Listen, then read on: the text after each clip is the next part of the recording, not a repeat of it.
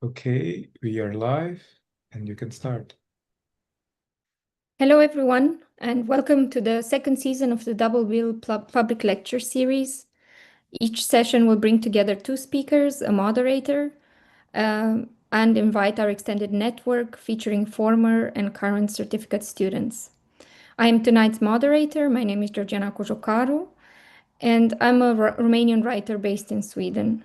I have studied English, the master program, the contemporary with the University of Kent, and I'm a new Center for Research and Practice researcher with the Transdisciplinary Studies cohort. Tonight's bill is titled Of Instruction, Ratios and Injuries of Inhuman Transformation and is led by new Center researchers Filipe Felizardo and Agata Szymanek. The presentations will hopefully lead to spontaneous reflections from our part, but of course, the floor is open to questions and comments from the audience. So feel free to leave questions in the chat or in the comment section here or on YouTube. In an age where artificial intelligences increasingly mimic or surpass our most treasured human capabilities, where strange new entities like xenobots and anthrobots act in ways we neither fully comprehend nor control. Pedagogy, the art of teaching, learning, and transformation, finds itself under pressure to justify its purpose. We are tempted to envy these artificial agents and feel shame at our own fragility and limits. Yet, the very fact remains that we are still responsible for ourselves, for each other, for the young, for what has been done to them, and in the name of their own good. If rationality has used us as a mere stopover in its evolution, we are left with urgent questions. What do we do with our creaturely bodies and brains now? Perhaps, without resentment or narcissistic injury, we must finally learn to make better use of our human capacities by plunging deeper into the human. Rationality becomes instinctual, like an immune system that selects, defends, and evolves thought. In the classroom, no longer a temple of pure reason, but a site of embodied contestations, students, as well as conveners, withdraw, resist, push back. Internalized violence and lack of method plague the pedagogical act to inconsistency and inconsequentiality. Learning becomes an act of irresponsible malice, and menacing figures such as the experimental mother or domineering abuser parasite the instructional meeting. Conversely, instruction of inhuman orientation becomes less about mastery and more about healing, not in a therapeutic sense alone, but in the sense of reactivating, reformatting, and remodeling altogether attention, agency, and ethical intensity. How can we develop rationality's strong immune system, one which ditches control and all its heresies, domination, neglect, among others, towards a robust and a mission worthy of continuation? Both of our speakers approach their work as a reflecting action, and it's done in a matter of chop wood, carry water, one where practice, ratios, gentle prompts, and coming to terms with the most painful, even in part, even if for a moment. So it is my pleasure to introduce our double bill speakers tonight. Agata Szymanek. She lives and works in Myslovice, Poland. She studied painting at the Academy of Fine Arts in Katowice, where she also earned her doctorate. She is currently working there with the Fine Arts Academy in Katowice. Together with Professor Jolanta Jaszczap, she runs the studio Art in Action, Social Therapy, and Drawing as Communication. Her recent practice focuses on creating artistic workshops and designing activity books and mobile apps used as educational tools. In her pedagogical work, she often seeks to translate the knowledge she encounters into artistic experiences by repositioning words and images and examining them in various contexts. The contexts she explores are connected to our relationships with animals, the environment, and a deeper understanding of medical care systems. Agata Szymanek has collaborated with institutions and organizations such as Temporary Gallery Cologne, Pilipchuk Gallery Copenhagen, Stiftung Kurzlendorf, Unity residency programs in Biela, ACC Gallery in Weimar, Zacheta National Gallery of Art in Warsaw, and many other, the Center for the Meeting of Cultures in Lublin, Kolonia Gdansk, and Silesian Museum Katowice.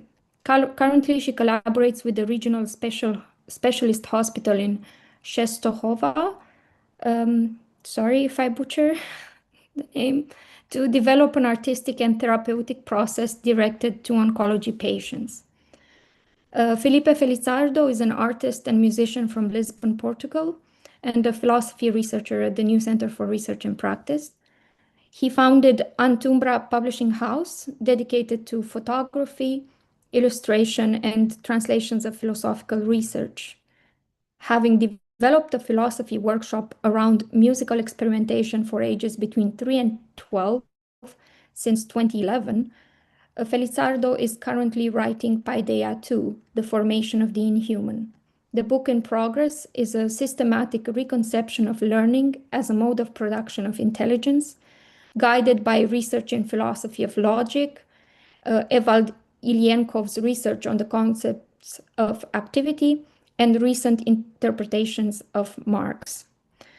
So without further ado, Filipe, I kindly invite you to take the stage. Thank you so much, Georgiana. Thank you, Agata, for being here. And thanks for the introduction.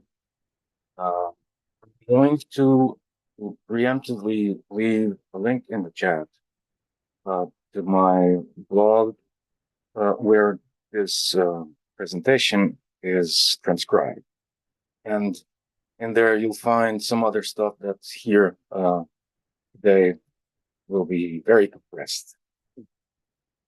So today's presentation is titled, mine is titled, Universal Equivalence Transformed, Playground of the Commons. First, I've done this before in writing, but I'll do it today again, given it's been a year. What follows is dedicated to the loving memory of Kasia Siqueira, our colleague, to whom I can never thank enough. I'll open with a quote by Ray Brassier. I am going to read a paper, which I know is not ideal and which is very tedious to listen to. I won't be offended if anyone nods in a 30-minute mark or over, close quote. Thanks again to Agata for allowing me to become familiar with her practice during the preparation of these lectures, and again, profoundly to Georgiana for bringing us together and giving me the room to prevaricate as will follow. I came into philosophy in recent years mostly due to stubborn curiosity, but being an artist, also through a dissatisfaction with the very common artistic and curatorial practice of capitalizing upon philosophical research, which upon dialogical inspection beyond the press release, many times came off as a mystificatory tool about which one should not poke around, lest the veneer shatter and the artful surplus value evaporate. This is not new to many in the room, but I bring it up because the first thing that my deeper contact with philosophy brought up was something almost entirely lacking from this world of collecting philosophical trading terms, an openness to learning. Was there since Socrates, and clamoring in the first essays I read by Patricia Reed, and throughout what may be called the very loose canon of neo-rationalism. In it, I found a radically universalist stand, wherein, when discussing thought and the thinking body, it becomes happily unclear whether we are talking about infants or adults.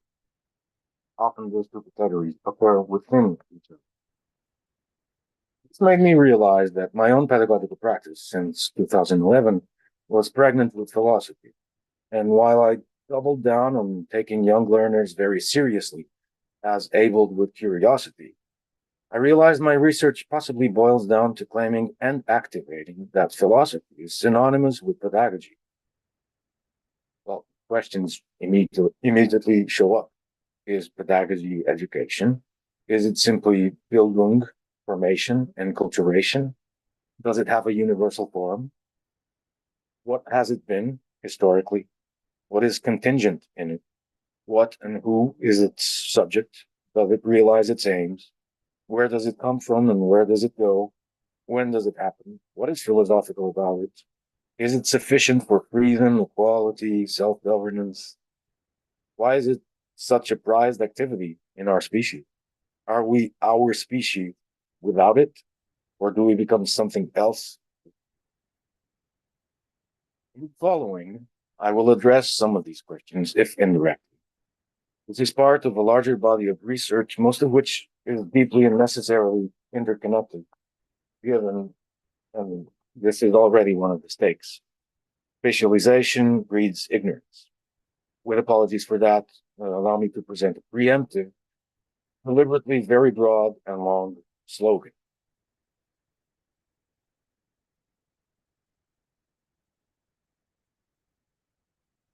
Taking behavioral patterns in the Homo sapiens species as a springboard for its emancipation from natural fate, pedagogy, ideally, is to be the transformative, synthetic practice through which the human is reconceived, learning to do so. Homo sapiens learns to not be inhuman by conceiving the ideal human towards a new inhumanity. Furthermore, the capitalist mode of production places a constriction upon this process and barely allows the first inhumanity touch the middle stage of humanity. I will now proceed with a few axiological and methodological disclaimers, and then introduce key concepts for unpacking the slogan and understanding what do I mean by pedagogy, as well as its emancipatory potential.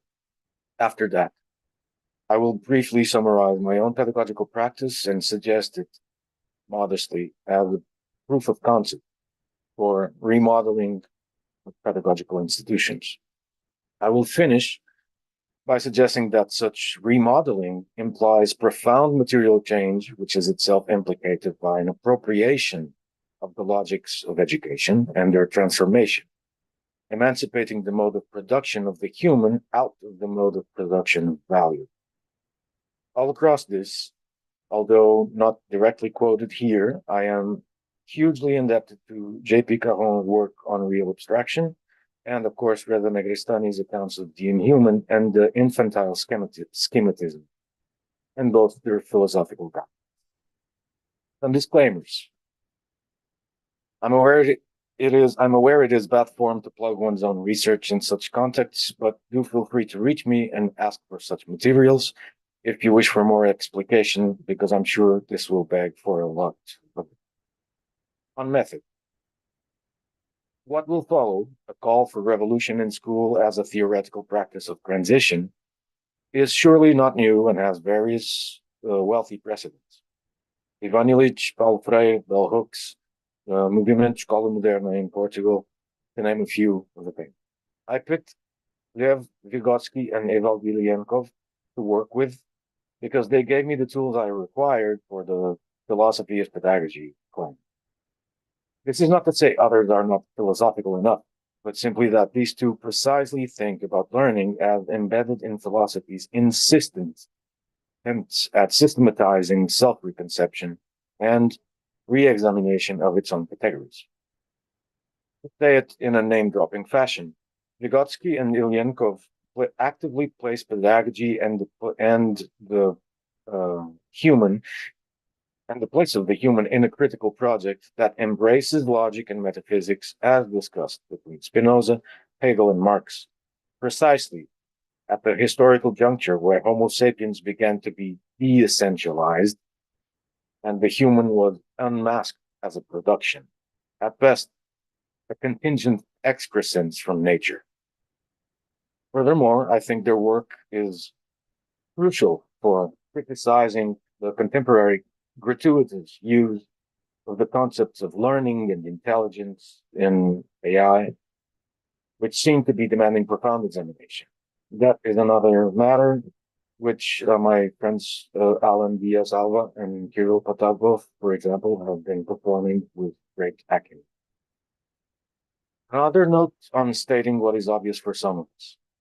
Simply, it is not so for many others. From my and your experience, from disillusioned communications from students and overburdened instructors, it is evident that something is not up to spec in the public institution of education. The gaming the game scenario in the use of LLMs for homework or even academic papers is, I think, just another symptom of the absurdity of the value form mediation in schools and possibly a potential FU to it. Lastly, the dissolution of public schooling under neoliberalism urges the question which sort of institutions and modes are desired for the formation or the production of transforming active intelligence. I frankly want to try and envision a world where learning is not contingent upon value and congealed abstraction, but is instead exploratory and recognizing epistemic autonomy at the earliest possible age. So a completely different pedagogical scenario is required, for previous frameworks have not yet fully developed the tools for realizing this. Still, the possibility for a new framework can be found in, extricated from, the present one's contingency.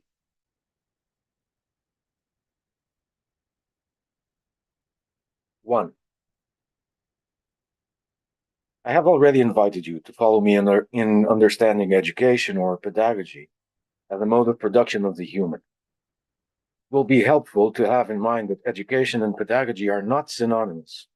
Maybe to have them as both coming down from the vaguer learning.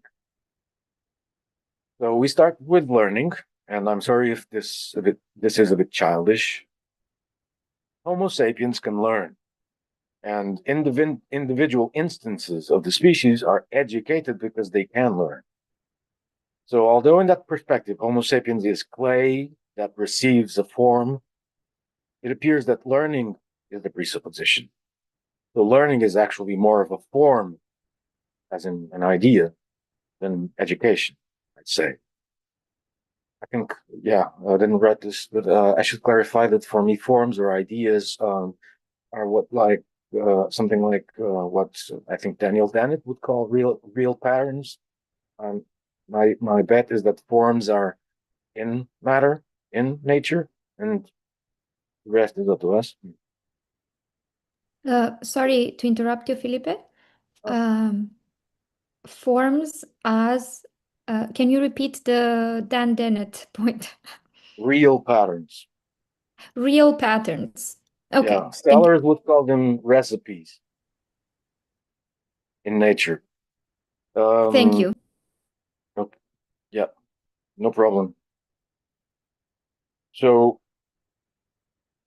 learning is actually more of a form than education, say. But I do not absolutely separate form from matter.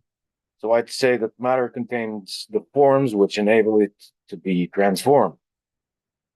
And so that learning is not being educated. For education appears to be a crystallized set of norms and facts that are taken to be universally required to become entitled to a certain status and able to perform. At first, there's nothing ugly in having baseline principles as customs among the group. But are these ahistorical, universal?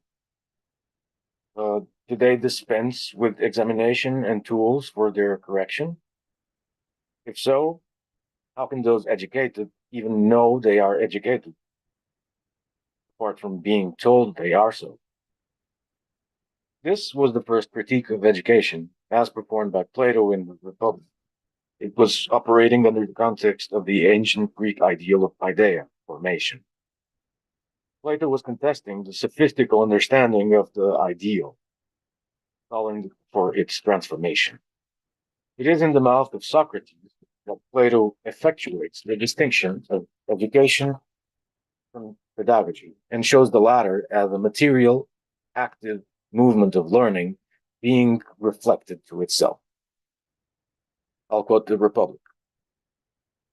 But our present discussion, on the other hand, shows that the power to learn is present in everyone's soul, and that the instrument with which each learns is like an eye that cannot be turned around from darkness to light without turning the whole body.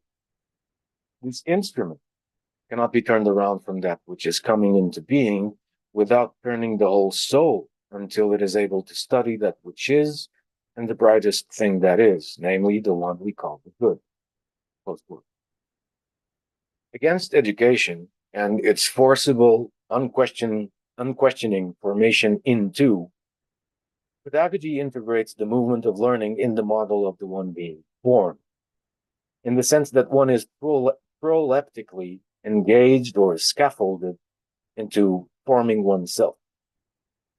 Socrates' eye that turns around by turning the whole body prefigures Negarestani's self-consciousness as a logical form through which the self only recognizes what it is for itself from the perspective of a positive infinity, that is, an unrestricted, intelligible world, which, in its explanatory otherness, renders intelligible what that consciousness is in itself. Close quote. For Socrates, pedagogy, and I'm quoting again, is the craft concerned with doing this very thing, this turning around, and with how the soul can most easily and effectively be made to do it. It isn't the craft of putting sight into the soul. Education takes for granted that sight is there, but that it isn't turned the right way or looking where it ought to look, and it tries to redirect it appropriately. Close quote. With these two quotes, I'm trying to show that this explication of education, pedagogy, and learning has been for long preoccupied with one, recognizing logical patterns in the natural species that appear scaffoldable into further logical patterns, and two, taking the latter as a negation of the former through it. That is to say, activating the artificial out of the natural. Thirdly, that this self-negation is a self-recognitive activity that constructs self-discipline, and that is learning. Providing the tools to accelerate this is pedagogy. Dumping facts through training only, external discipline, and their mimetic performance is no more than creating a collection of circus animals, and that is education. I think it looks simple now to understand that education as a mode of production of the human, its affordances and constraints, does not beget anything more than an arbitrary measure that cannot justify, much less transform itself. On the other hand, pedagogy looks like what can make thinking matter translucent and enable it to transform itself, even transform pedagogy. The above deals with both logic and metaphysics. Briefly, I think almost all are aware that the idea of the human is commonly taken to be a pre-programmed essence of Homo sapiens, and that such essence is labor, coarsely understood as the transformation of nature for the reproduction of the human. My issues with this come from the shoving aside of labor's historical emergence. Conceding the thought that such essence, as defined, could be a very fortunate mutation in the species, what feature of Homo sapiens, logical and metaphysical, could be the substrate for such natural difference? Note that this is not asking for an empirical reply. although given there appears to be some signs that other species can be put to labor for the reproduction of the human, there ought to be a common category from which labor can be developed. A logical and metaphysical reply would have it that Homo sapiens and other species learn to labor, or at least are disciplined into it. Or it would be an act of faith to claim that labor is triggered in one's body like puberty. This is where the concept of activity comes in. The claim here is that activity is the logical organon for learning, distributed across natural species in different gradations, of course. So it is also a metaphysical claim, yes, and it is open to naturalism, but that for the moment is another story. I'll bring up Ilyenkov's account of activity, itself a development from the Spinozan/Hegelian bent in the works of Vygotsky, the Belarusian psychologist. Ilyenkov took special care in thinking about the form of the human after Marx, and in unveiling how human forms of life activity lose much purchase when formalized as one single pseudo-universal activity. We'll have to excuse Ilyenkov's and Marx's gender category. The essence of man, I'm quoting, is no abstraction inherent in each separate individual. In its reality, it is the ensemble, an aggregate, as Ilyenkov, of social relations.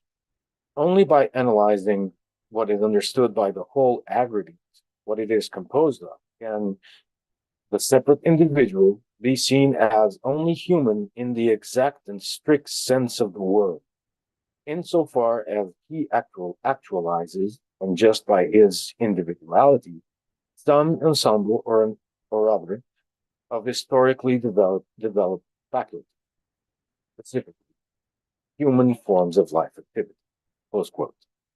By life activity, I think it is possible to understand it as the bundle of pattern-governed behaviors identified in life species. By human life activity, I claim it as the bundle of pattern and norm-governed behaviors identified in the Homo sapiens species and in its ideal model, the form of the human. Note that the form of the human now here is an ideal of the human, so it's not something that is inscribed in matter anymore.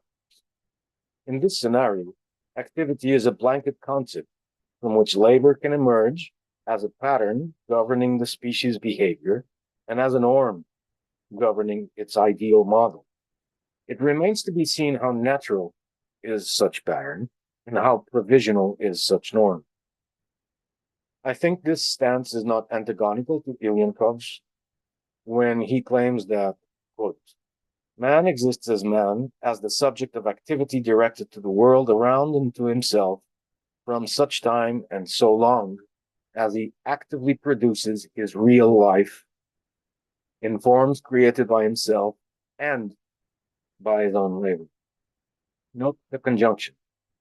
The human becomes the ideal model of the species through activities among which labor is found. Activity is, I say, the logical space of possibility in matter, in nature, where the ideal is engendered. It comes in gradations, as I said. Each species has its logical space of possibility, its space where its matter can abstract from itself. In my only small disagreement with Ilyenkov, he claims that labor is the process where the ideal is engendered. For him, the ideal is the objective, the Gegenstandlich, an abstract moment of the material before returning to the concrete. And yes, labor operates from a space of ideality. It is not the only one, nor the best. In fact, while the ideal enables synthesis, the process between abstract and concrete, which can be called activity, labor appears to foreclose it, stop it in the abstractive phase. To give this an image, the ideal is what Al-Farabi would call the active intellect, present in matter. Activity is the flourishing of the active intellect. It's learning about itself and thus its self-transformation. Here, labor power is in the logical and material space of possibility of activity.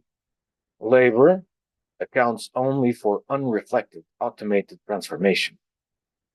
If it is essentialized in the species, it covers up and asphyxiates the active intellect, its possibility for development, and thus its self-transformation. If, as we know, pedagogy currently operates in and through capitalism, of which labor is an essential component, we can say that the mode of production of the human is logically operated by and for the socially sanctioned universal mode of production. So it appears that the human that we form is an overblown abstraction from what was essentialized as the universal equivalent in Homo sapiens, its labor power. Universal equivalence will be important in the conclusion after.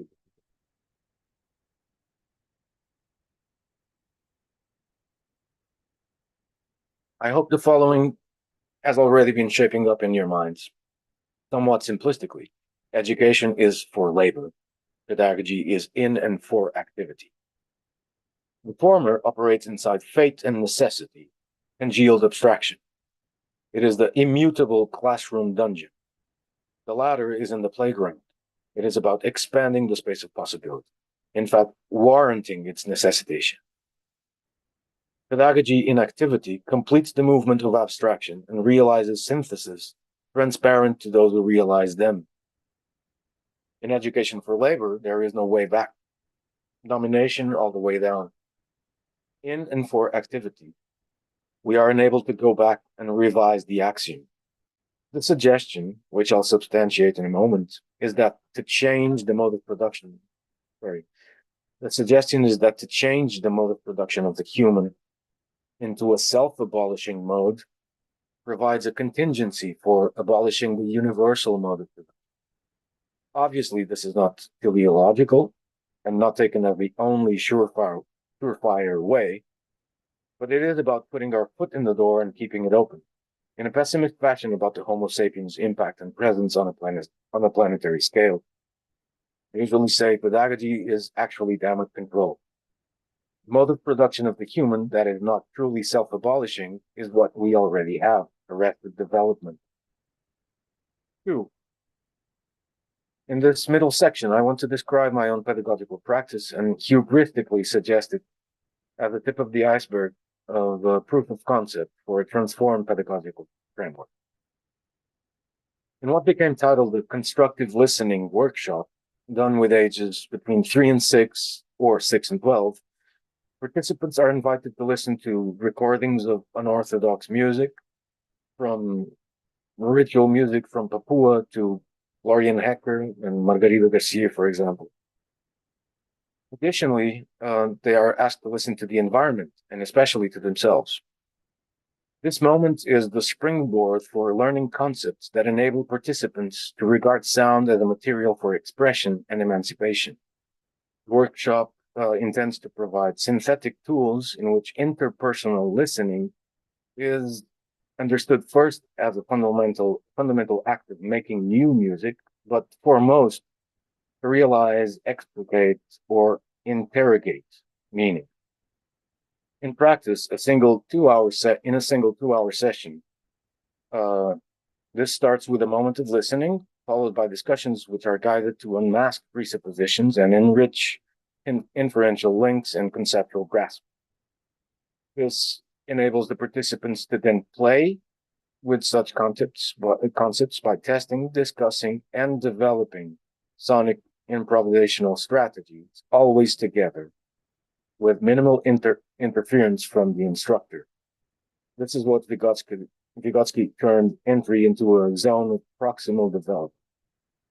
The moment they don't need my cue cards with themes like infinity or sameness to improvise upon, the moment they start improvising or combining the cue cards to compose new directions for their collective improvisation, they are in the zone of proximal development there.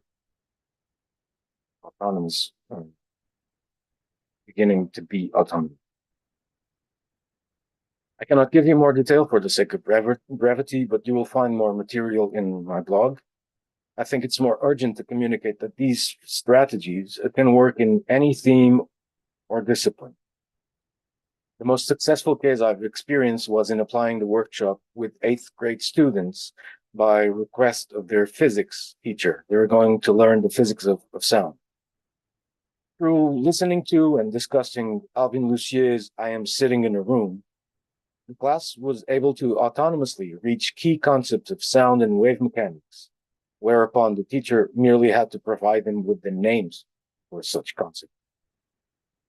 With the 3 to 6 years old groups, with shorter sessions, of course, the listening, discussion, and emulation of the formal principles of Yoshiwada's singing in unison allowed for the introduction of concepts of equality, difference, and negation, precisely through their inherent contradictions as uncovered by the participants themselves. I was told by these 3 to 6 year olds instructors that for the following weeks they were discussing negation, difference, sameness while playing around. Moments ago, I was talking about abolition. I should stress that it is entailed by an expansion of the school, an expansion of institutional practices that provide world proxies to the young, as variegated as possible and more.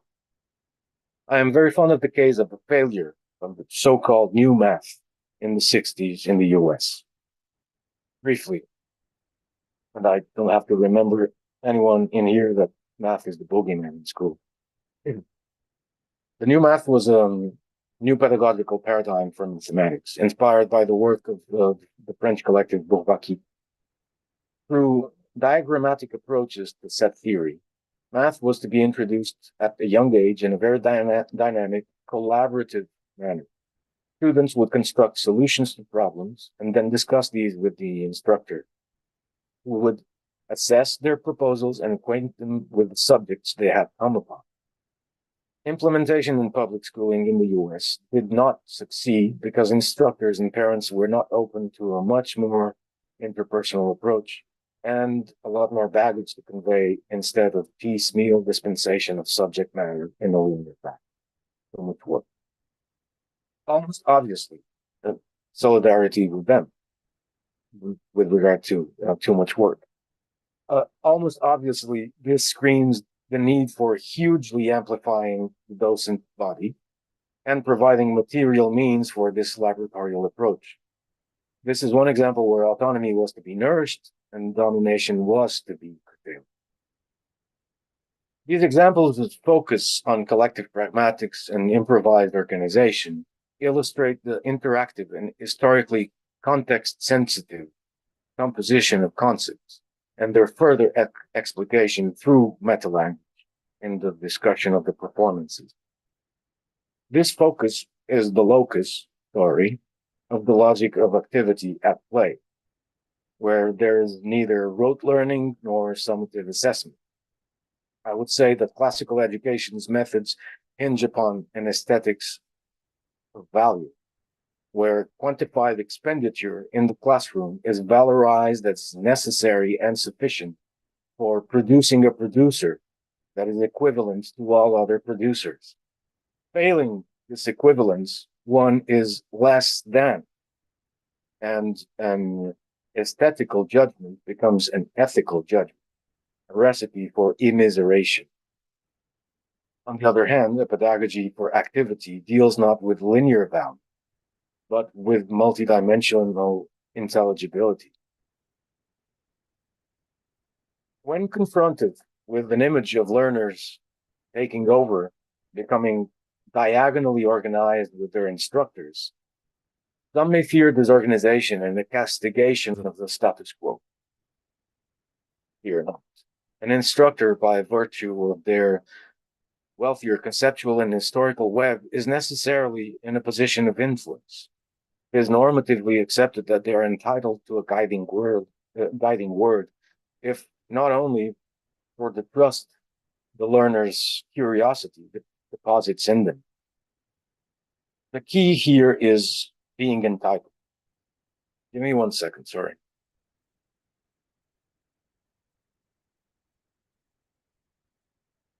The term is familiar to those acquainted with Robert Random's inferentialism.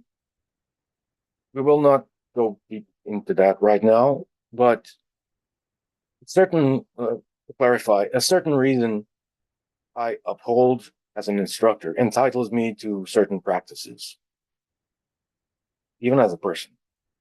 But it also commits me to other reasons behind and ahead of it, logically speaking. This is the famous game of giving and asking for reasons. And ideally, it happens in learning settings, where an instructor merely is an interlocutor with more reasons in their baggage.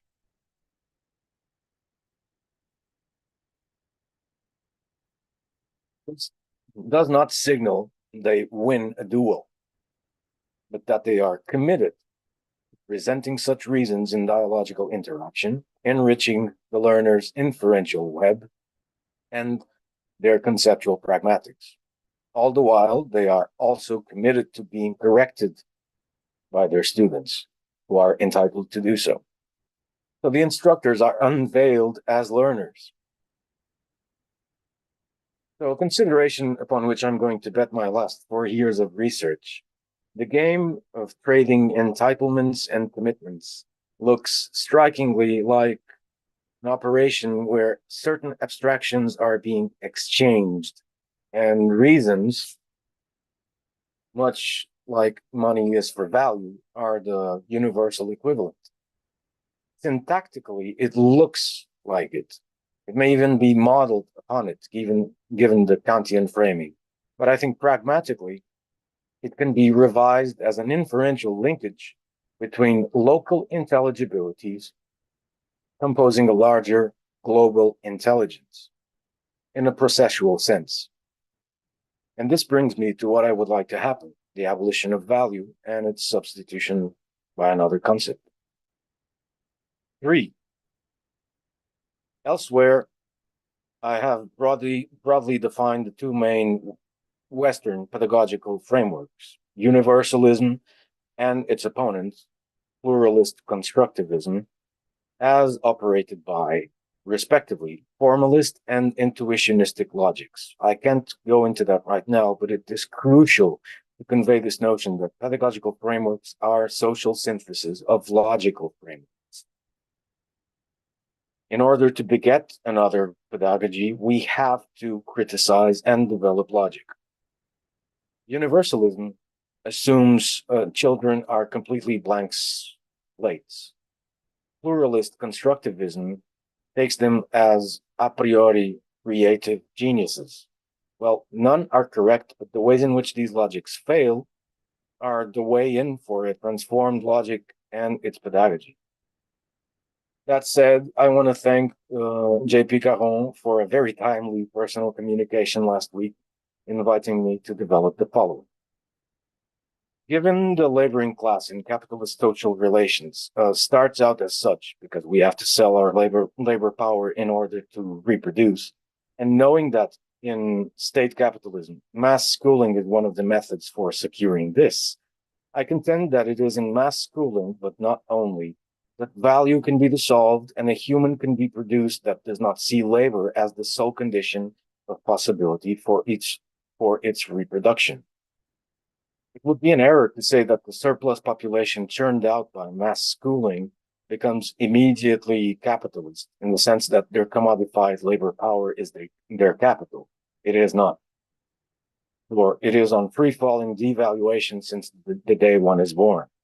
One can never invest one's own labor power. But in our account, the activity of each person is a space of possibility that is compressed or decanted into a smaller logical space, that of labor. To preclude this amputation from happening is to undermine the reproduction of class and intensify the possibility of class struggle in this context, in a space where the proletariat will practically negate its own social being together with that of the bourgeoisie. This is a quote from Ray Vassier in the Politics of the Rift essay. Materially speaking, this is me. How can a political predicament such as subsumption be addressed by this proposal? This logic of pedagogy of activity, by being a synthetic logic, not abstract, not idealistic, requires and necessitates material intelligibility making. Brief list.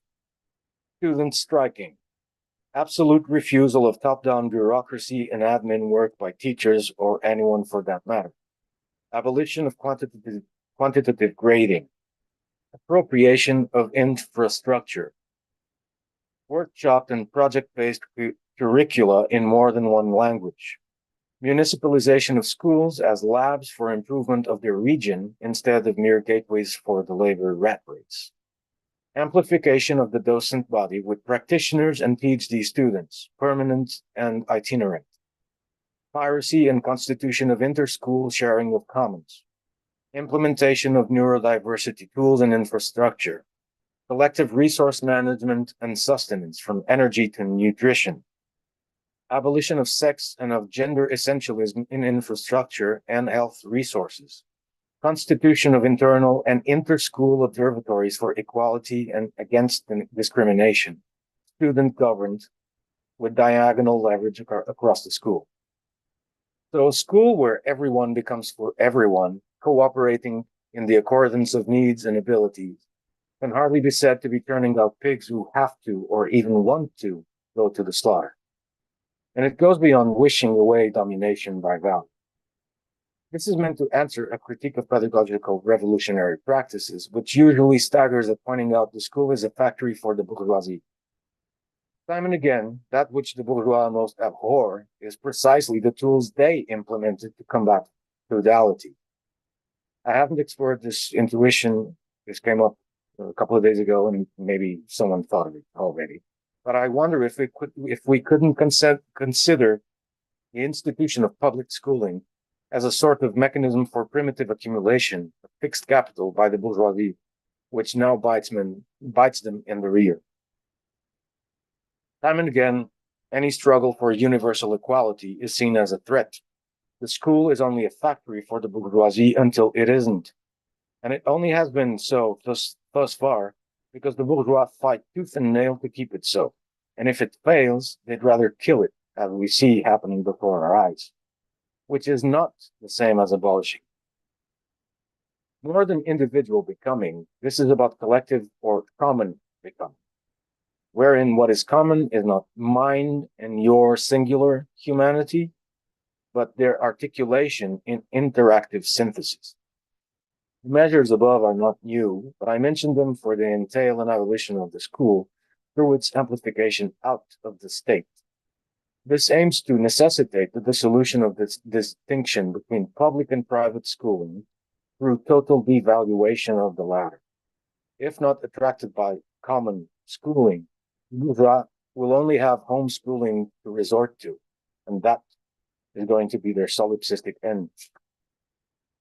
I want to stress that through this pedagogy in and for activity, learning is operating in the logical and material space of play.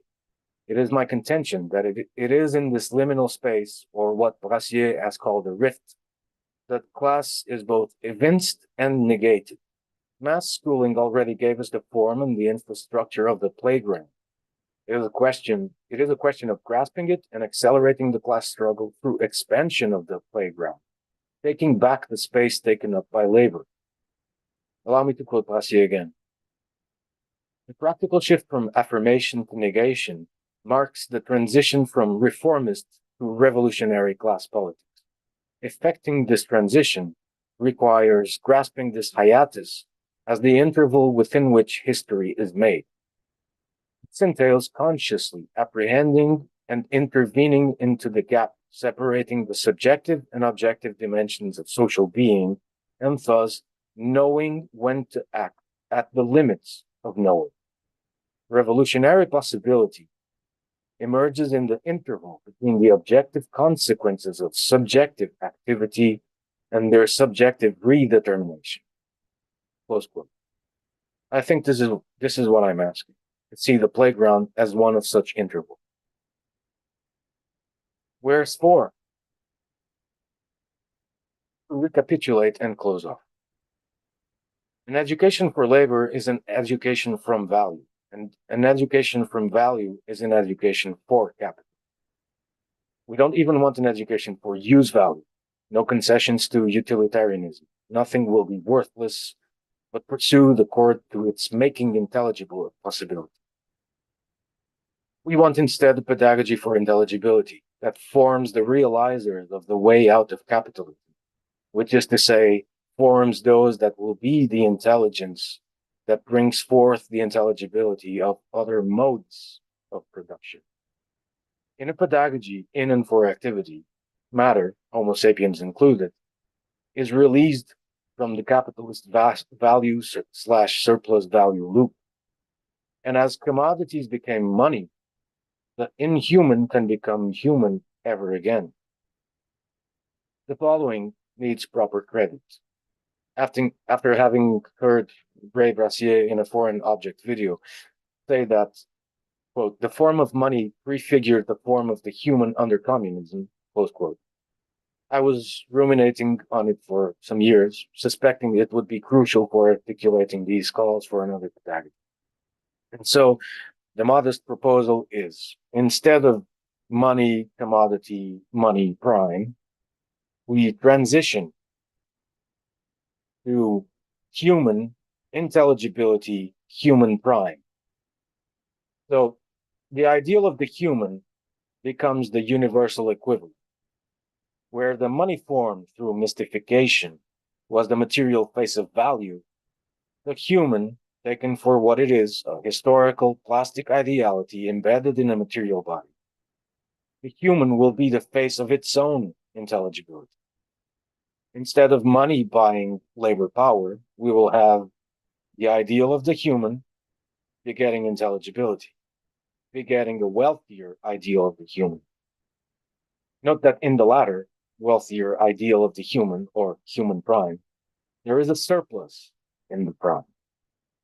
I'm trying to say that this surplus of intelligibility in human prime plays the role of capital for the transformation of Homo sapiens, or another substrate, into a revised ideal of the human.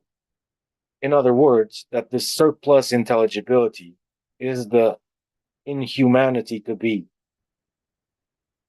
It is in this surplus that we are to find the methodological, ethical tools for this negation. Only as such can the human become intelligible to itself, through transformation. As I have tried to show, this is cancelled if the Homo sapiens' natural ability of real abstraction is bootstrapped into a logic of labor, which is affirmative, axiomatically closed and totalizing. But I think it can still happen if such ability is bootstrapped into a logic of activity, which is revisable, context sensitive, and negative. As such, transformatively universal. Thanks for bearing with me. Wow, thank you, Felipe. Can you hear me?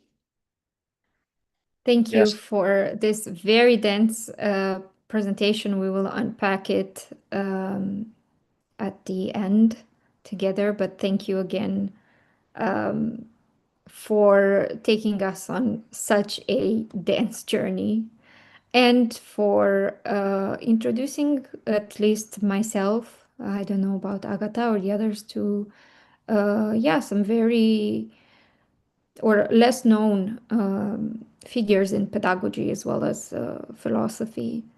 And for organizing the material in such a convincing way. I think the best would be to go on with Agata's presentation and then devote the remaining time to some discussions and open comments from our audience.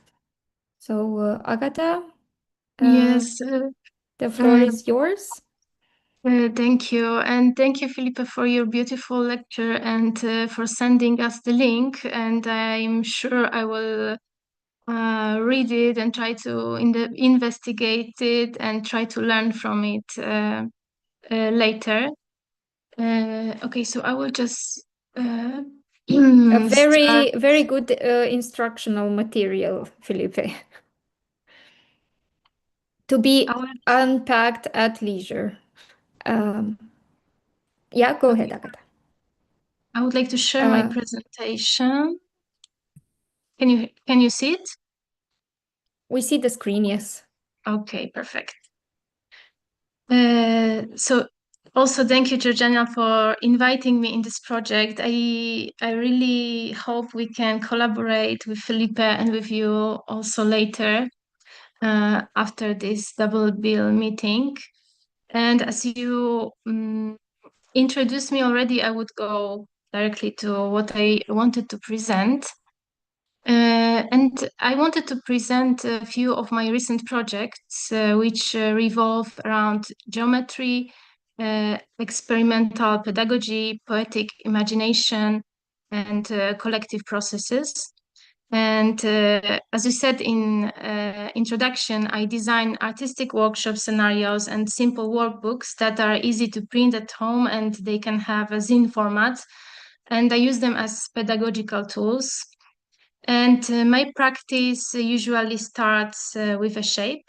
And for me, playing with shapes is playing with relation between the finite and the infinite.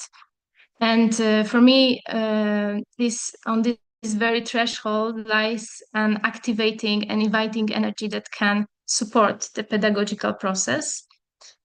And I use the fact that humans are tempted by as probably our way to tame the chaos of nature and its complexity.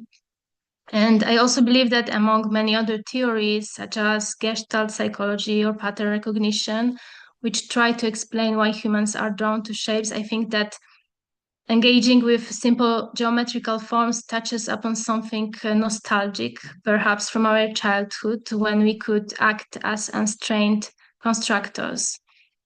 And Eduardo Escobar, in his book Designs for the Pluriverse, wrote, nothing pre-exists the relations that constitute it. Yet for me, in my impression, a simple geometric shape like a circle, square, or isosceles triangle drawn on a piece of paper, they seem to defy that. And these forms appear as they emerge out of nowhere, like the monoliths in Space Odyssey, as if they had always been there. Of course, this is just my impression of the relationship we have with shapes. And to me, it's really intriguing because I see them as a starting point of a relation. And fixed shape invites us to move it, to complicate it, to associate it, to extend it, and to tell stories around it. And I'm also particularly interested in layering of shapes, how they transform through repetition, how they become narrative tools. I ask how can shapes be collectively used? How can a shape be exhausted through creative use? And as I imagine the participant of my workshop, I see her, him, or them as someone who may need at times break the shape to move beyond the format or even to leave the page containing the riddle empty. I like to call my designs riddles. I usually compose shapes with words written in the imperative mood, and here they can act as commands or tasks. And in oppressive pedagogies or in oppressive education, we can hear them a lot. But through a poetic approach, I feel the power shifts towards the creative use. And I try to create connection between image and the word to ignite a spark. And for me, this is where the invitation to action happens. Because here imperatives don't open just one way of doing things, but they open multiple possibilities, so they can be used as motivators or activators. And recently I was talking to my friend Lee Bidelcom about the concept of authenticity. And I came across this quote by Paulo Freire from Pedagogy of the Oppressed. An inauthentic world, one which is unable to transform reality, results when a dichotomy is imposed on its constitutive elements. When a word is deprived of its dimension of action, reflection automatically suffers as well. And the word is changed into idle chatter, into verbalism, into an alienated and alienating blah. It becomes an empty word, one which cannot denounce the world, for denunciation is impossible without a commitment to transform. And there is no transformation without action. And I think this quote can relate to my way of looking for authenticity in my work, which would go through practice and making, where a group of people who probably never met before could spend time together during an artistic event, and then they can create spontaneously. Even though the exercises I propose are about rethinking certain ideas, we can elaborate on them using our everyday resources. And I have worked with many different groups, like adults over 70 years old, oncology patients, children, my friends, other artists. And sometimes we don't believe we have enough potential. So the hidden purpose of my work is to show that anyone can contribute with their life experiences and their own thoughts. And the kind of knowledge I seek most is collective knowledge, which arises from our shared perspectives. And for me, authentic transformation happens when people recognize their own creative potential during the group process. And the first project I would like to present, it's called Bees Riddles, although maybe it's not designed as a collective experience, but it marks the starting point of my work with geometry. And at the time, I was inspired by a conversation with Aladin Borioli, who is also who was a New Center student. And he was conducting research on bees and beehives. And I invited him for an interview with Elementy magazine in Poland. And we talked about his collaboration with a German neurobiologist, Dr. Randolph Menzel, in which the scientist introduces the idea of symbolic transformation into a bee through his dream visions. And eventually, as a part of collaborating with Aladin, I came up with the idea of this workbook where I tried to investigate the hexagonal shape.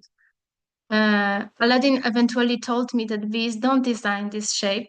The shape is simply created by the law of physics, because bees warm up the wax, and once it is melting, it takes the shape of a hexagon. And here I composed images, the geometrical forms with tasks or with commands to encourage to take action. But they also can appear as riddles.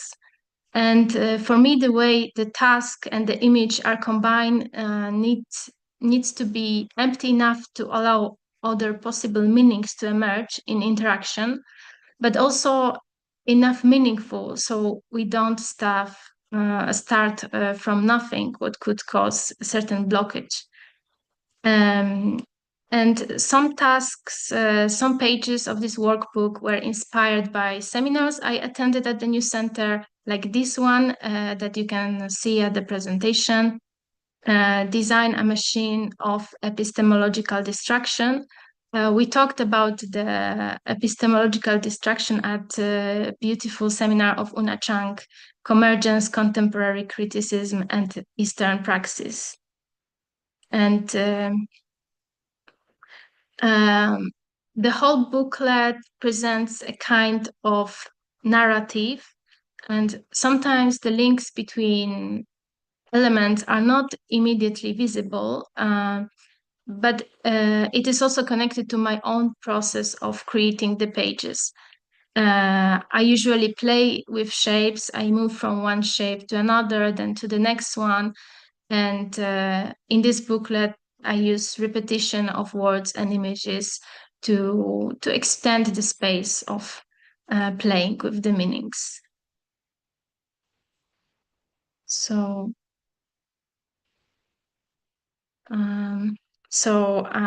another project I would like to show is kind of based on the similar idea. And here I also created a workbook, booklet, but this one was based on the circle and the central composition. And here I wanted to creatively relate to discussion about planetary thinking and the post-planetary perspective. And in this project, I was relating to the idea of the cosmos or otherworldly topographies. I made 86 cards, which start from the most simple shape, and then they become more visually complex. And tasks appear below images here. And they were inspired by what I was reading at the time, or in some cases, they present the ideas inspired by the shape. And in this project, I wanted to refer to a wall calendar, and my grandma has one in her kitchen. It's the kind of calendar that has 365 pages, and every day you tear off one page. I always liked its paper, which is very thin, and this calendar has a quite small format, but the object itself is very thick because of the number of the pages. And it's also usually designed with a central composition. And I was really drawn to the functional format of a calendar, the useful tool that measures time, one page for one day. And I thought it would be interesting if this project could carry a similar sense of utility. So I printed it in a similar way. And the other functionality of this project is that it can work as a dictionary. And in the beginning, I wanted to translate the pages in Polish and English, but when I realized it can work as a dictionary, I thought about including other language perspectives. So I asked my friend Otefet to translate it into Farsi and Mark to translate it into Belarusian. And later, Mark explained to me that Belarusian is a language very few people speak nowadays. And sorry, it was systematically eradicated under Russian influence in Belarus, and now only a very small percentage of the population speaks it. So I thought it was really meaningful to include this translation in the project. And at that time, I was preparing an exhibition at Widna Gallery in Krakow. So I printed about 200 copies of the workbook and pasted them on the wall in one line. And so the exhibition was interactive, and people could come, draw on the booklets and tear off the pages, and the landscape of the room was constantly changing. On the wall, I also painted one of the riddles, actually an image my friend found in his hometown that you saw in the beginning. It shows a big concrete sculpture located in the front of a wastewater treatment plant, and it shows two hands holding a drop of water. I really love this image because it works with the idea of which resources we can hold on to. In this exhibition, I also presented a bee lobster sculpture. It was a found object, a copper sculpture of a lobster. I painted it in yellow and black stripes, so the lobster is impersonating a bee. And And this shows that I really like to bring some ideas from previous projects to the next ones. And I use this sculpture also to relate to speculative zoology and to add some vibrance to the exhibition. In this project, I wanted to translate the workbook format into an exhibition format. And I really liked the outcome and how was it engaging with the visitors, because it was also an intention to design a collective experience where the recipients of this work could imagine a more plural, decentralized understanding of language, place, and time. And at the same time, I wanted to invite reflection on the circle itself, primordial form that can be symbolically very expansive. So moving to another project that is called Pools and Mirrors, I think is the most complex project that I designed so far. It came out naturally from the planetary riddles. Also, to design a map for this project, I used some imagery from the planetary riddles. It started from looking at the image that I already tried to describe before, of two hands holding a drop of water. I thought about making a speculative workshop that could take the form of an imaginative work around a gigantic wastewater treatment plant that could take up the space of the whole city. And the first workshop took place in Katowice during an exhibition about utopias and dystopias in Rondo Sztuki. And then I repeated it next year in Cologne, collaborating with Gemeinde Cologne Gallery. At that time, I was also reading Diamond Age by Neil Stevenson, which Ed Keller recommended to me. And in the book, Stevenson describes a futuristic architecture of a wastewater treatment plant and a power plant at the same time. And also, this also resonates with the topic with our double bill. In Diamond Age, the main character, a little girl Nell, comes into possession of the Young Ladies Illustrated Premier, an interactive, intelligent book that plays a central role in her education and transformation. And the book itself is made of nanomaterial, but is capable of teaching her about the world. It can adapt its language to respond to her question. It is flexible. It contains all the information she needs. And Diamond Age was published in 1995, but of course the idea of a book or a narrative tool that becomes a friend, a tutor, and a life advisor feels especially resonant today. And in Katowice, there are some brutalist buildings, like a huge music and sports hall that looks like a spaceship. And it gives the city a kind of futuristic vibe. Also, I thought about all the fancy designing the walk around the city. I also thought about all the fancy fountain architecture, which often feels so superficial, built to display the city's wealth and supposed well-being.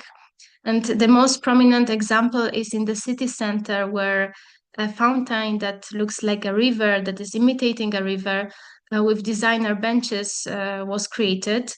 And in the summer, even palm trees from the botanical garden are placed around it. But this artificial river was actually made to cover the real one, the Rava River, which now is really polluted and looks like a sewage channel. And also, what I find maybe more authentic is that in this polished space, this polished space is mostly occupied by homeless people who lie and sleep on the benches. So designing the workshop that would have a form of a walk around the city, I thought about all these inspirations. And I wanted to relate the workshop plan to the structure of a wastewater treatment plant, which typically follows stages such as the water collection, addition of flocculants, sedimentation, filtration, disinfection, and storage. And out of these inspirations, I started thinking about how to approach the idea of a path that leads to transformation, to purification, and similar to what could happen in a pedagogical process. And then I thought about other instructive paths of transformation, like the one presented in Splendor Solis, an alchemical treatise written by Salomon Trismosin in the 30s of 16th century, which I encountered during an astrological workshop. And there, an astrologer, Miloš Musicki, was explaining its meaning to us. And these images, appearing so surreal, have a part that is really practical. They show you how to transform your psyche, what to look for, what you need to give up. Also, they encode information about alchemical experiments. And the first image shows miners excavating a hill. It's an image about the materia prima, the raw matter that we will later work on. First, we need to locate it, to find it, and you can observe the position of the sun and the moon because they are separated. The moon is floating in this pond in front of the rock. Then we see the philosophers by the tree, where an adept is walking up the ladder. He is wearing black, which means he's still in the first stage of transformation. He offers a golden bough to the philosopher standing below, and by doing so, he scares off 13 blackbirds from the tree. Here you can look also at the crown. The tree is crowned at the bottom, which could suggest that we are at the beginning of our path, but also that the tree represents the axis mundi. It also makes us think about what is hidden. And the next image shows the king. And during my workshop, I always like to ask, why is the young king so indifferent to the cries of the old king drowning? And you can see the old king behind in the lake. And the astrologer Miłosz explained that actually the young king is indifferent because both figures represent the same person. And you need to give up something, your convictions, your old habits, in order to undergo transformation. And in the following image, we see a resurrection out of the swamp. The swamp, of course, is a deeply symbolic space, and the figure rising from it, probably you, the trainee, is already partly transformed, but still has black parts on his or her body. And from the figure on the right, who could be interpreted as Sophia, the knowledge, he receives red clothing. And on the image on the right, we see the hermaphrodite. And I particularly like this image because it shows the union of opposites. And this card acts again binary logic, even though alchemy often emphasizes dualities, looking at the lunar and solar elements. And this stage could represent conjunction, the merging of the two previously separated substances, synthesis of elements into one body. And then we come to the image of the king being beheaded. I like to interpret this as the necessity of dismembering parts of yourself, that some parts must be sacrificed. And this, for me, is also one of the most powerful images. It can show maybe the inner union, like the moment when you cut off the rational head in order to look for something more authentic within yourself. And finally, we have the image where we see the alchemists in the bath, and this probably represents solutio, the stage of dissolution, when the material must be heated and broken down. Traditionally, it is described as the dissolving the royal body in the water of life. And chemically, it's the process of dissolving a solid in a liquid, like a metal in acid, for example. And the second step is the sublimatio, so the sublimation, when the spirit is detached from the body. And this could be our final step, when your spirit is collected and sealed into a golden bottle. I don't know if you can see it, but in front of the pool where the alchemist is being cooked, there is a bottle with a golden substance. But my idea in this project was not to focus too much on the linearity of one path. And actually, I try to bypass it by layering several paths. So we have the path of the wastewater treatment plant, the part of the walk around the fountains of the city, one from Splendor Solis. And to complicate things, I added another manual that I found very intriguing, and it's Longchenpa's Finding Rest in Illusion, which was also introduced during Una Chang's seminar. And it has beautiful and poetic language, although it is understandable enough to be approached by someone newly acquainted with the Dzogchen philosophy. I would say this writing is surprisingly approachable and poetic at the same time, and it is empathetic towards the reader. It informs about the theory, encourages the practice, but also forms a space for being creative within both through the poetical form. And this is particularly what I look for in pedagogies. And I really recommend you this text that teaches that all the appearances of this world are illusory. And maybe I will read just this short part. This is from the first chapter, the chapter that is like a dream. And Longchenpa writes, things are dreamlike. In the very moment they appear, no intrinsic being do they have at all. And yet their features are not lost. To their appearance there is no hindrance. Carefully investigate these false and momentary forms. In every aspect empty, they are neither false nor true, not existent yet not non-existent. Beyond all ontological extremes, they are like space beyond both thought and word. No, they are pure primordially. And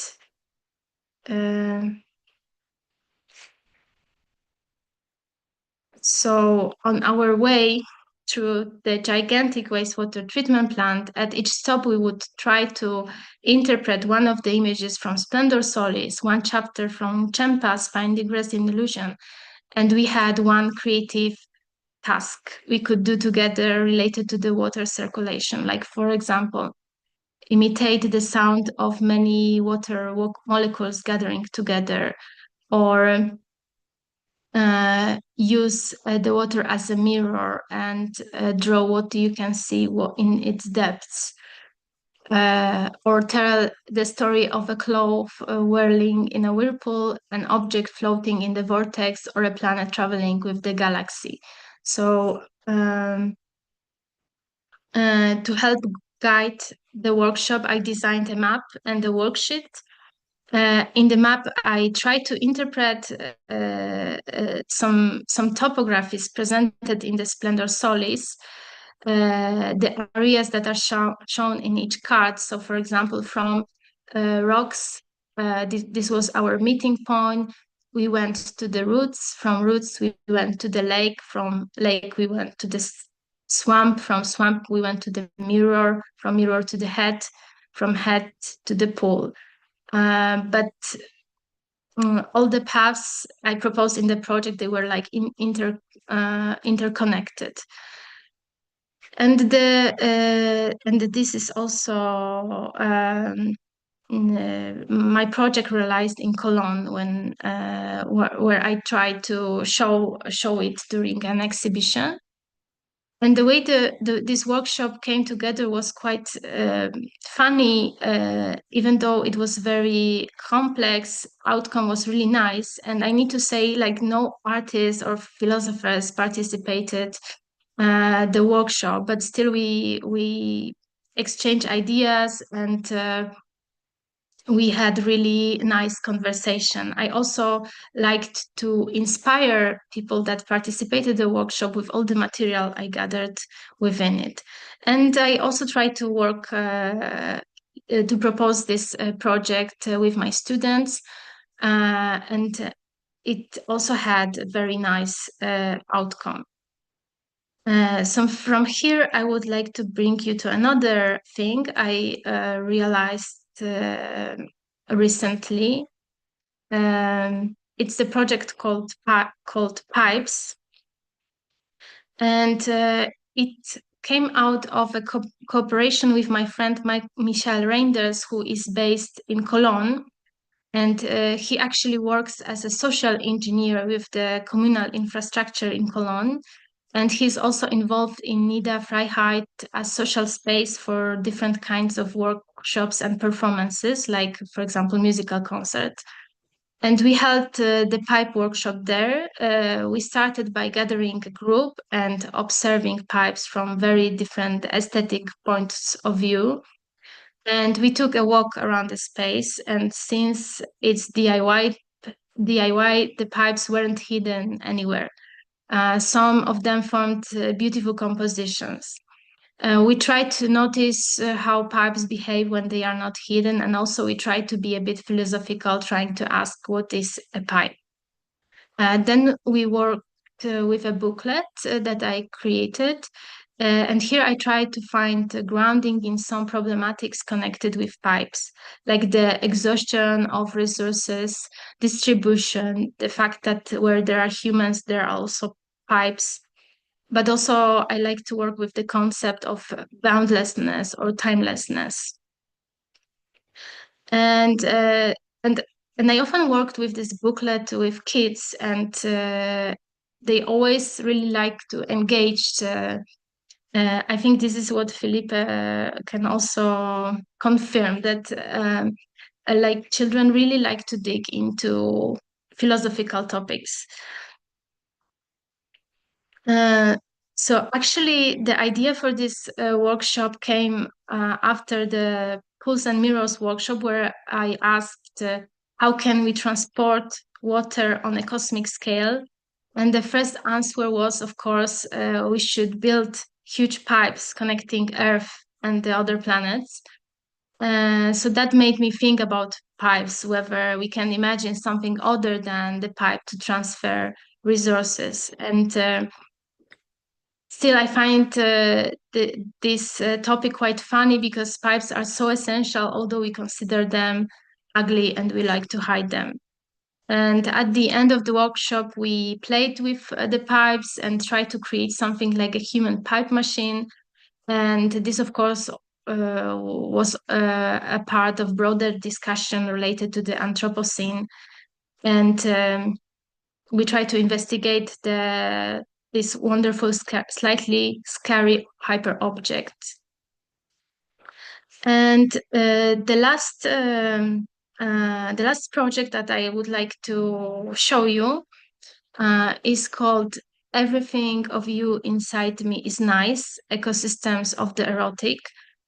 And this project was realized together with Lee Biddlecombe, Ross Brander, and Kevin Bello during our residency at UNIDE Città Michelangelo Pistoletto Foundation in Biella.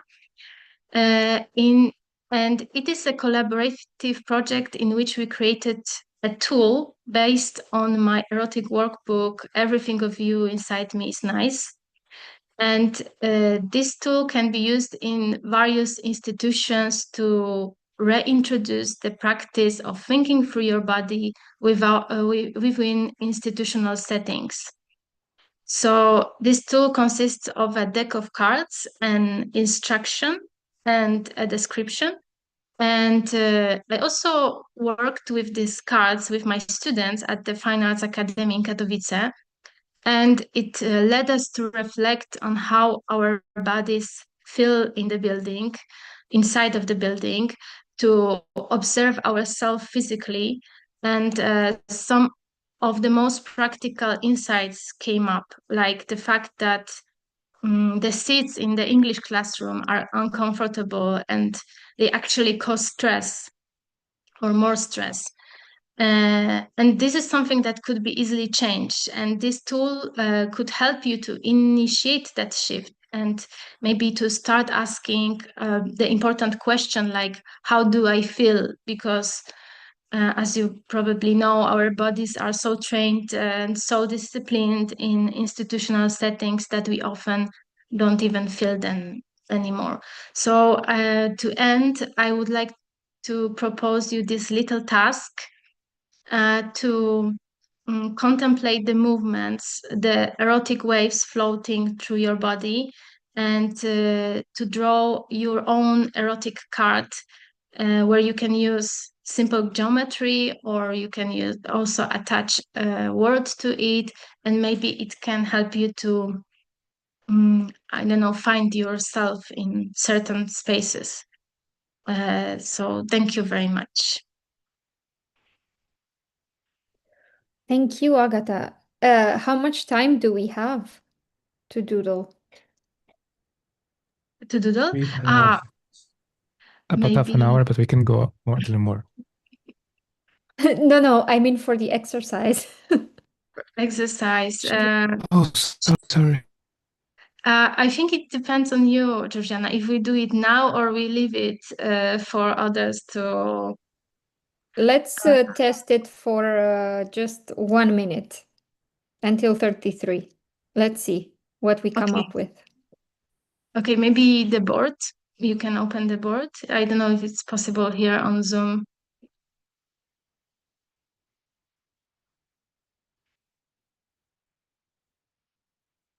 You mean the drawing board? Mm-hmm. Whiteboards, new whiteboard? There. But other participants, they can't also join us. So I just wanted to add, like, if anyone would like to get from me my workbooks or this erotic deck card for free, you should just write me on Instagram. Okay, you know what? I will. Already started drawing. That's why. But you are right. Our other participants cannot do it. But this is a very beautiful exercise. I would like for us to, open the space for some constitutive collective reflections. Can anyone help me? Oh, okay. It disappeared, right? Just in case you are curious, my drawing started to look like this.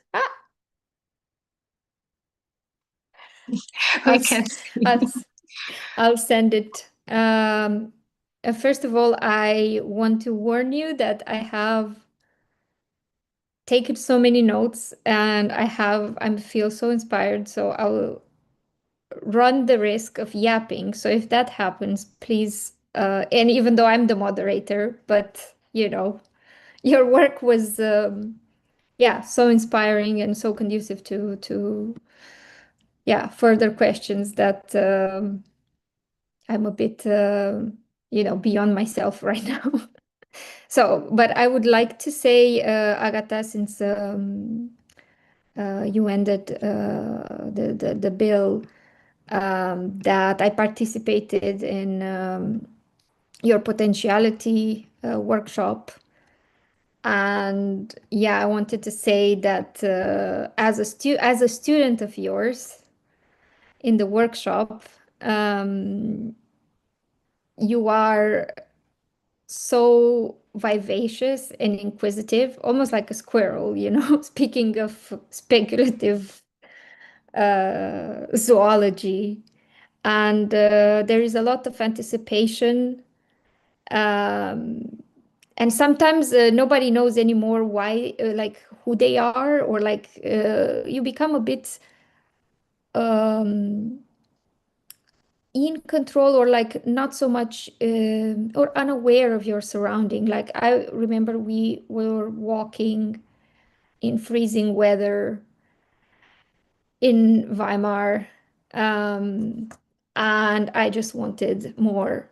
And I think like having met you also in during some past seminars, I admired how receptive you are as an artist, in the sense of, literally doing the work of translating philosophical ideas, contents into very yeah um, practical, materialist, if you like, exercises, which is very hard. This translation is not always, it tends towards descriptive projects rather than, okay, how do we activate, how do we enable this knowledge in a different way? And this translation is quite tough.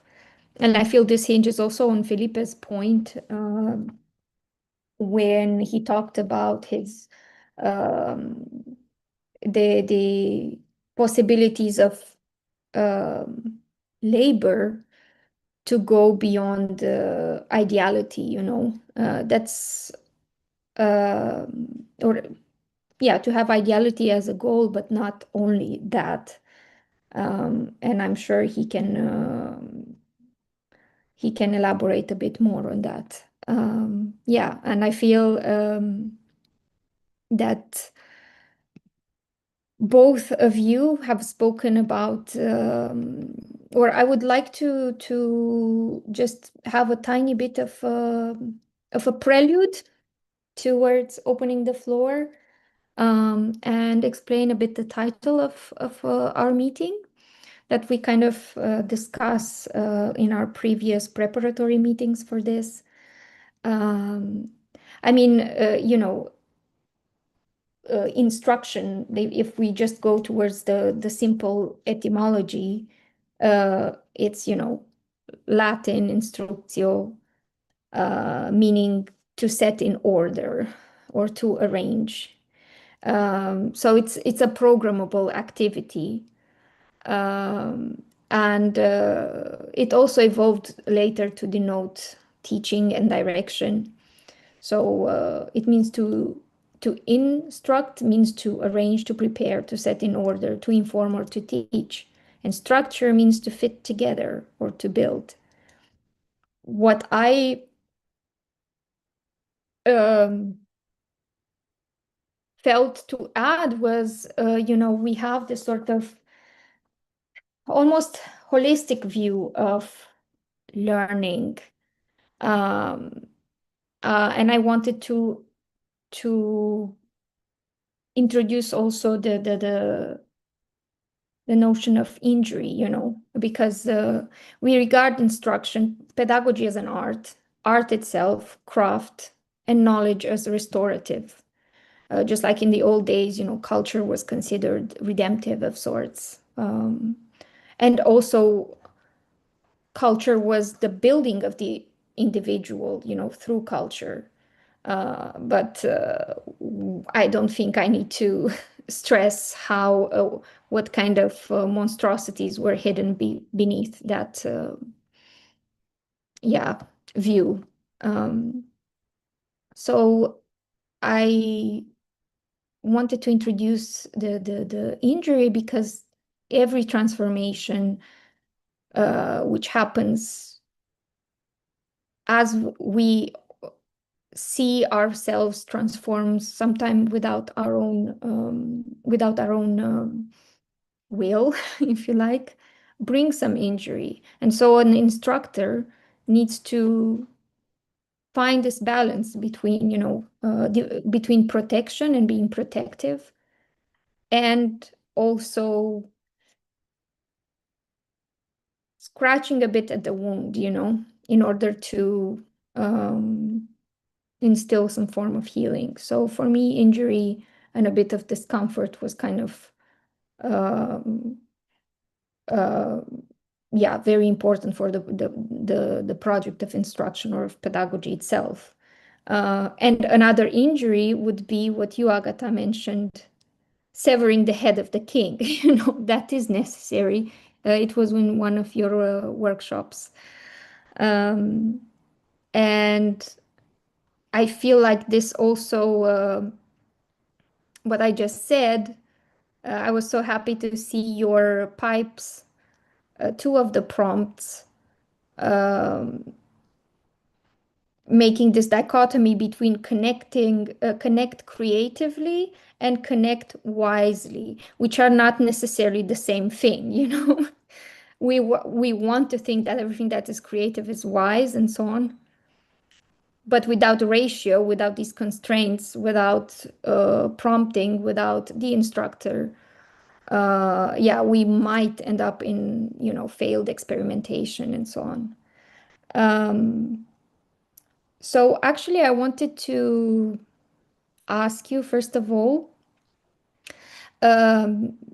I saw that a lot of the prompts are actually written in the imperative, and it's almost like we prompt now language processors, large language models to answer to our questions. What is the imperative do to you? Like, why do you choose to use it when prompting your students or learners?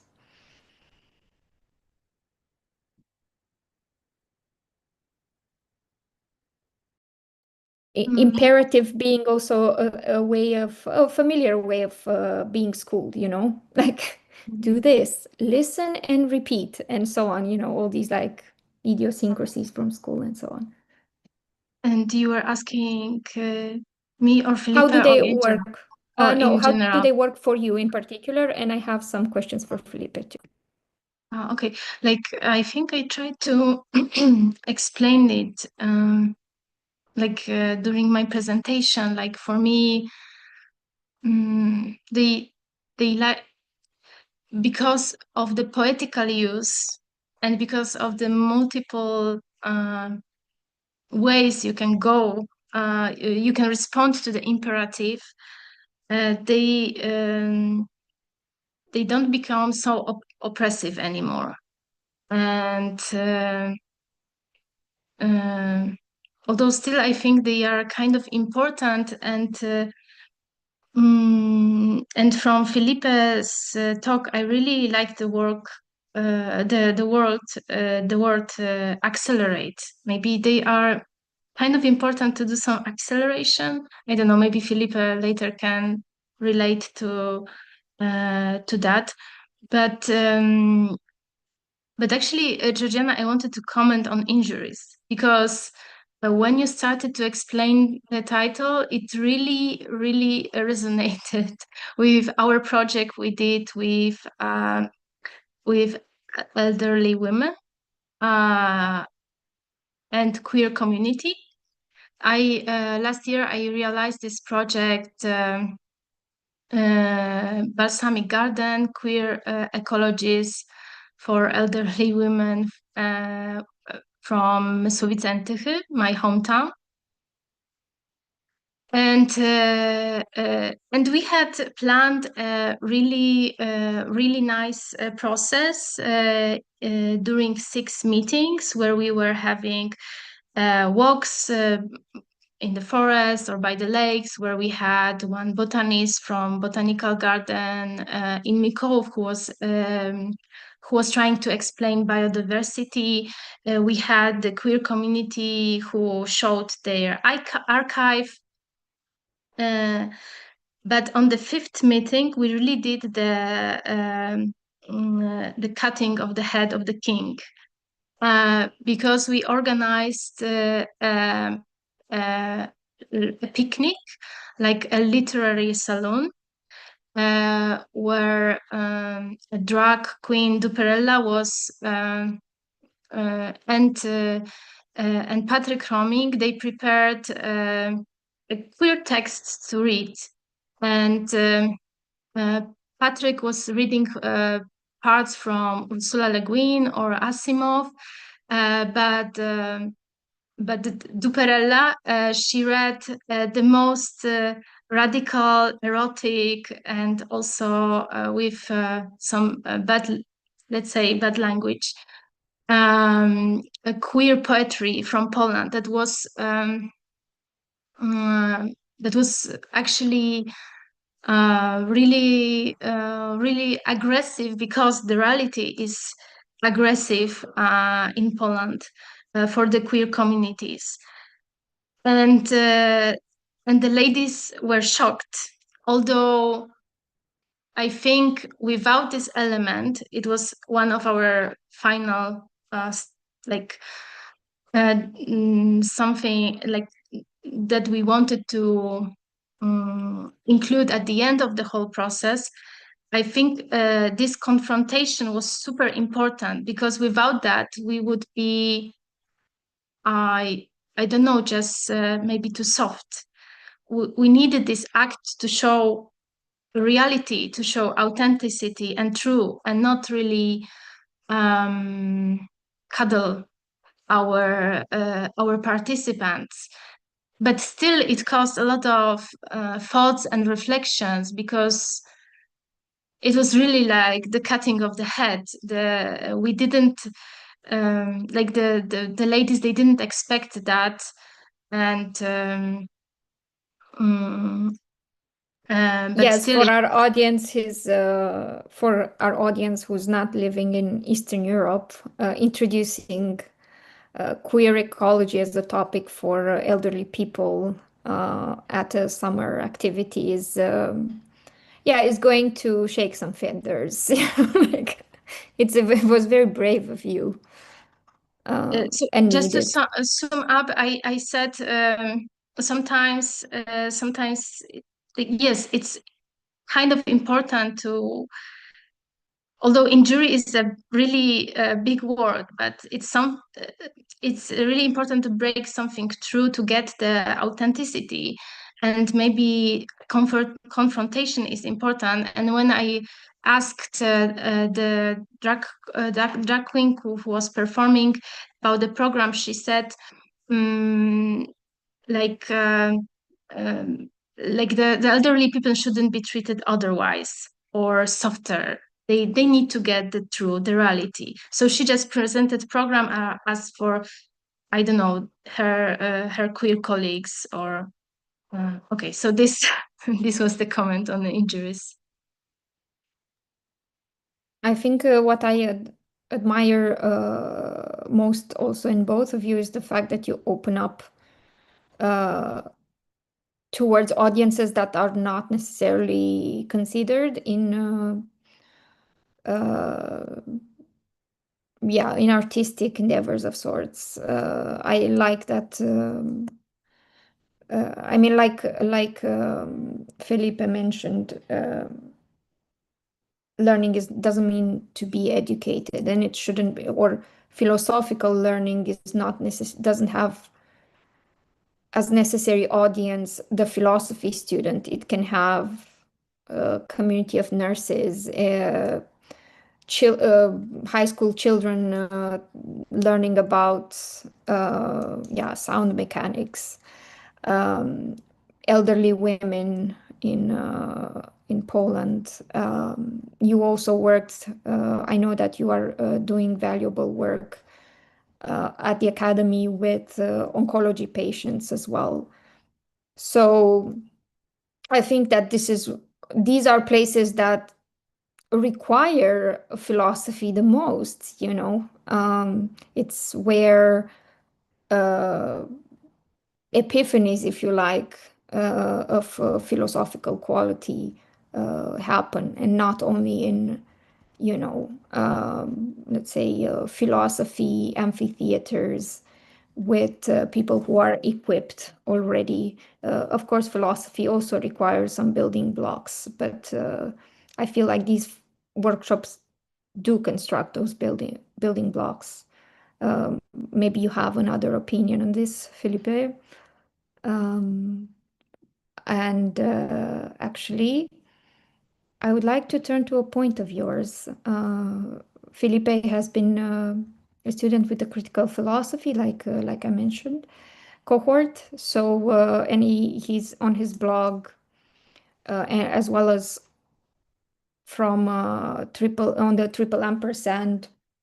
He has published a couple of philosophical work, which I read with great interest.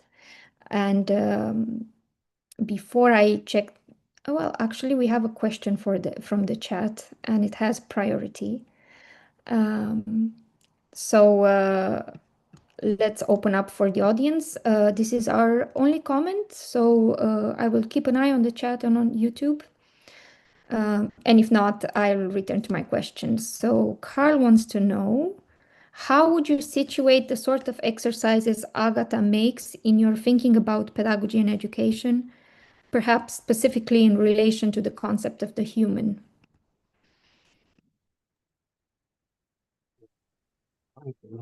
And thank you for the question, because it relates to stuff that I was thinking about during Agata's presentation and Georgiana's remarks. So, instruction, injury, and the imperative. They all sound bad. They can be good.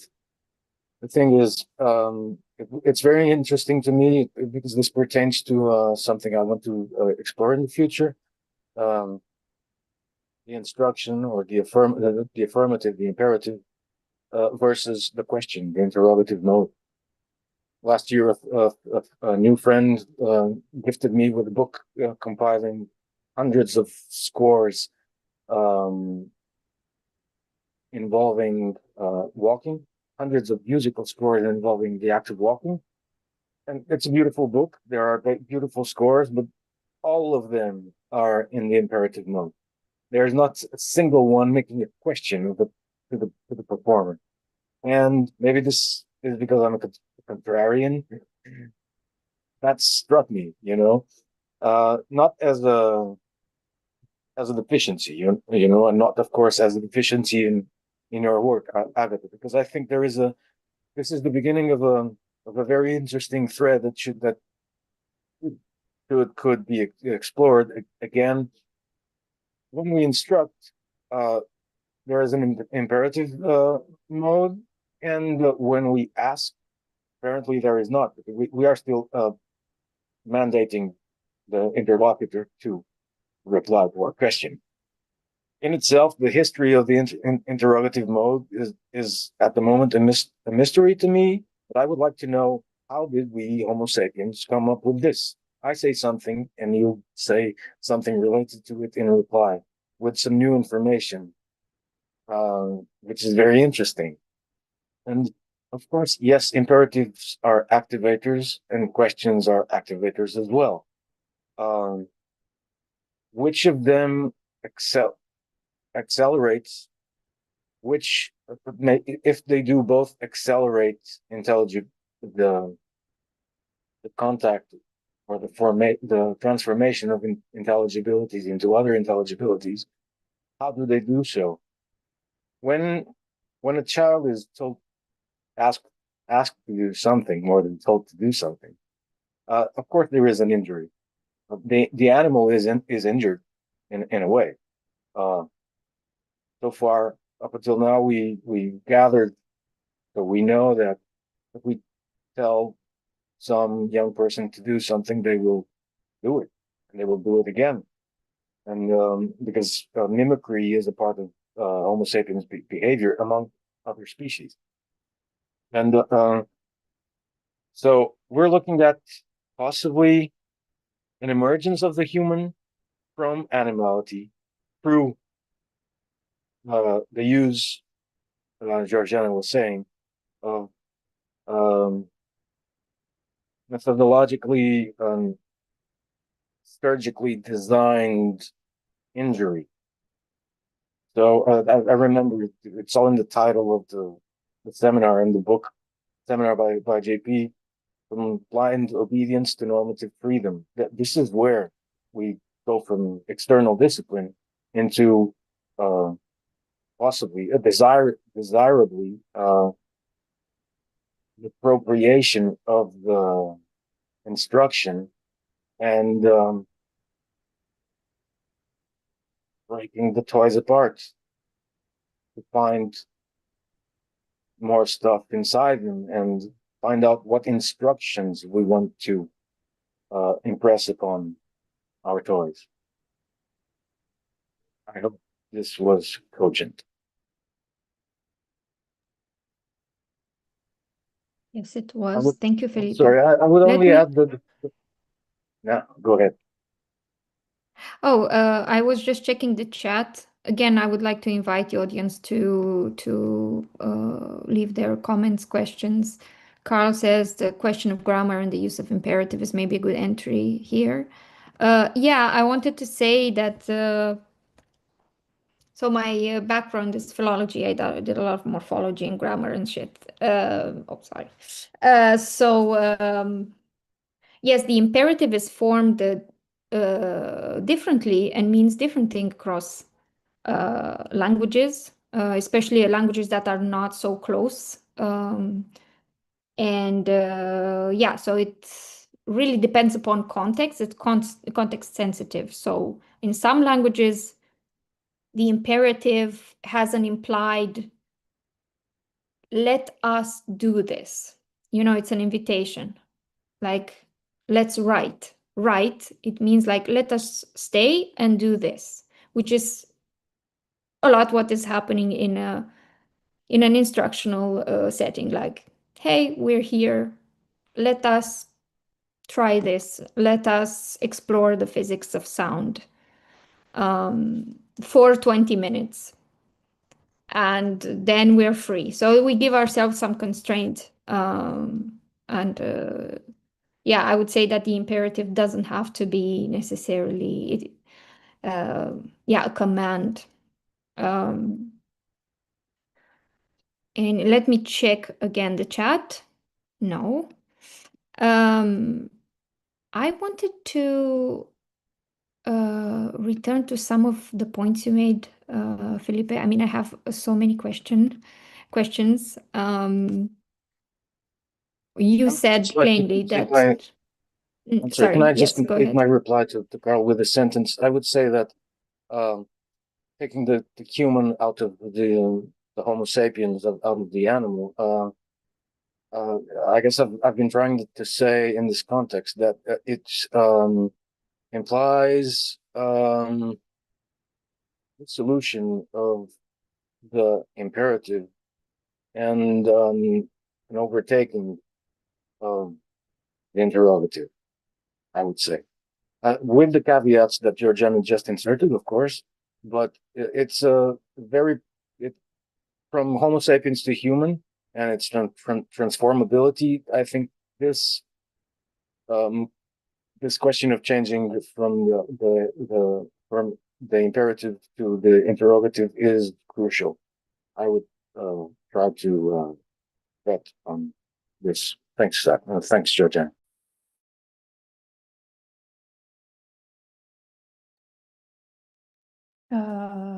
I think we have almost spent our time.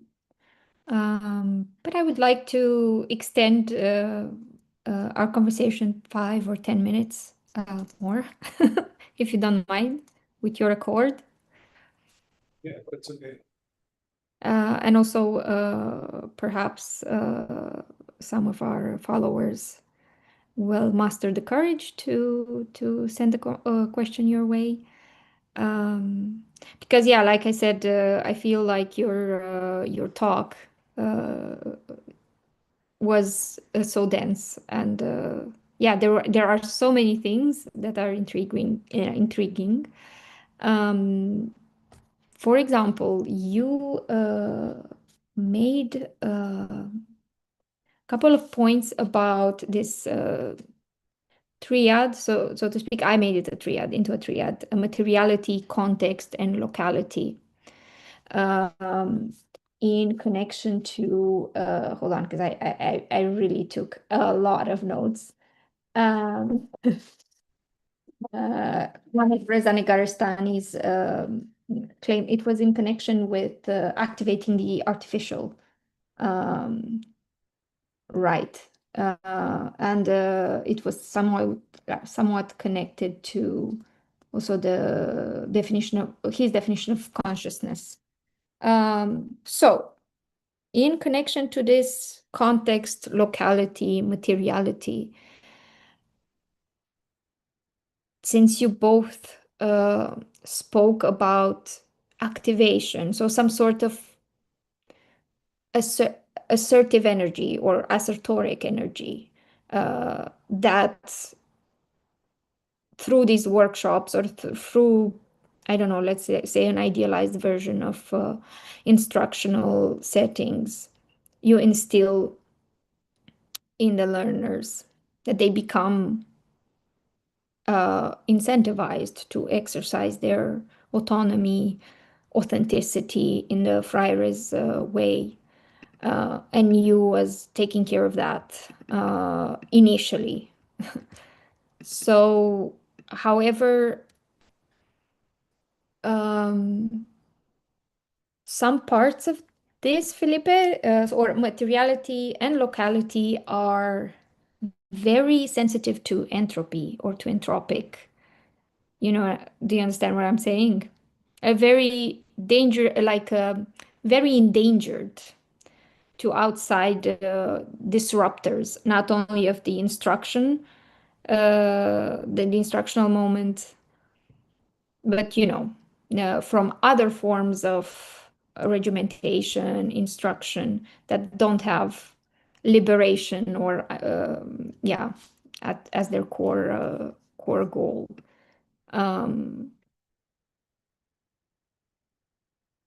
How do you think, or how can we protect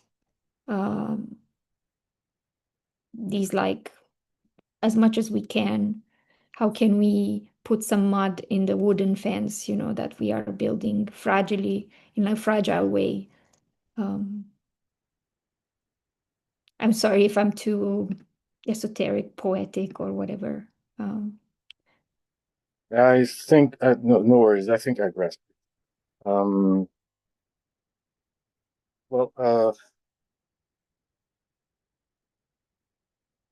More plainly, how do you authenticity will help me reply,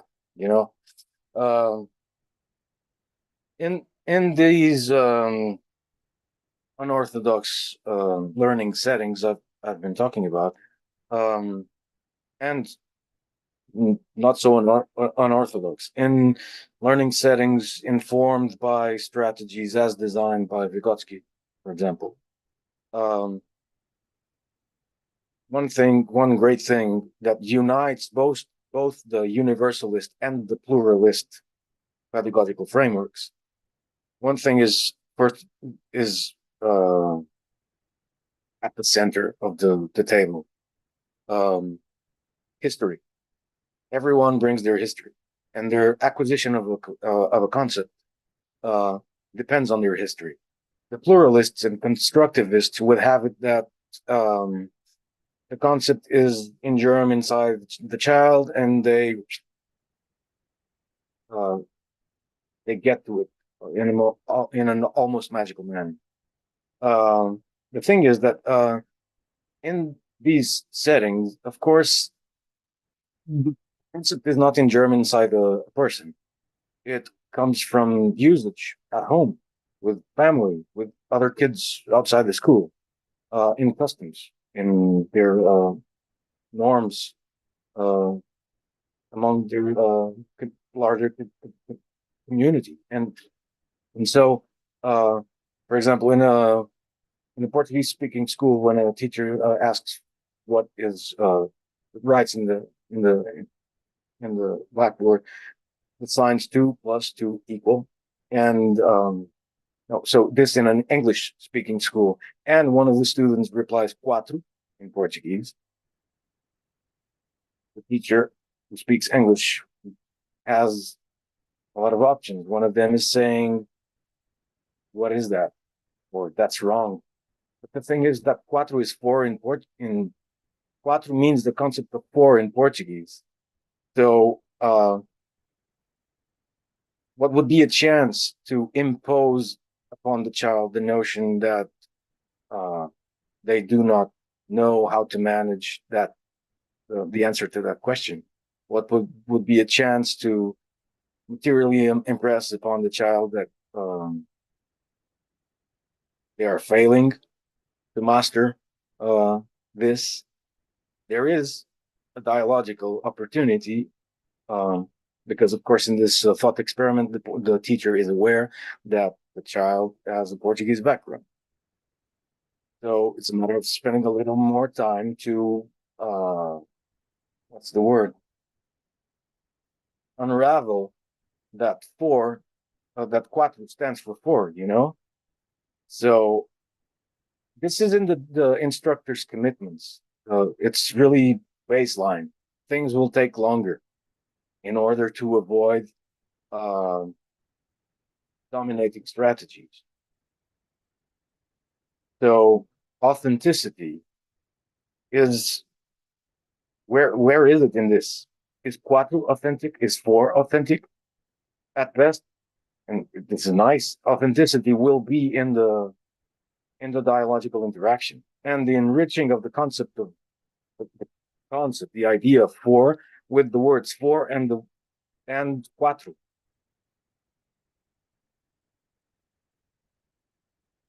Sounds all right? Yes, so if I understand correctly, authenticity would also be liberating from the guilt that might be instilled by failing the master or being told you're a disappointment. You, am I correct in asserting that? Is it good to fail the master or sever the head of the king in that way? That's a nice way to put it. Yeah, and I think I've written it elsewhere. You know, it's good to errors fail your are- teachers when your teachers errors are the springboard for everything else that will come in your life. This is a cliche. It's cheesy, but it should be so in the classroom. A mistake is a learning opportunity. Another cliche, but come on.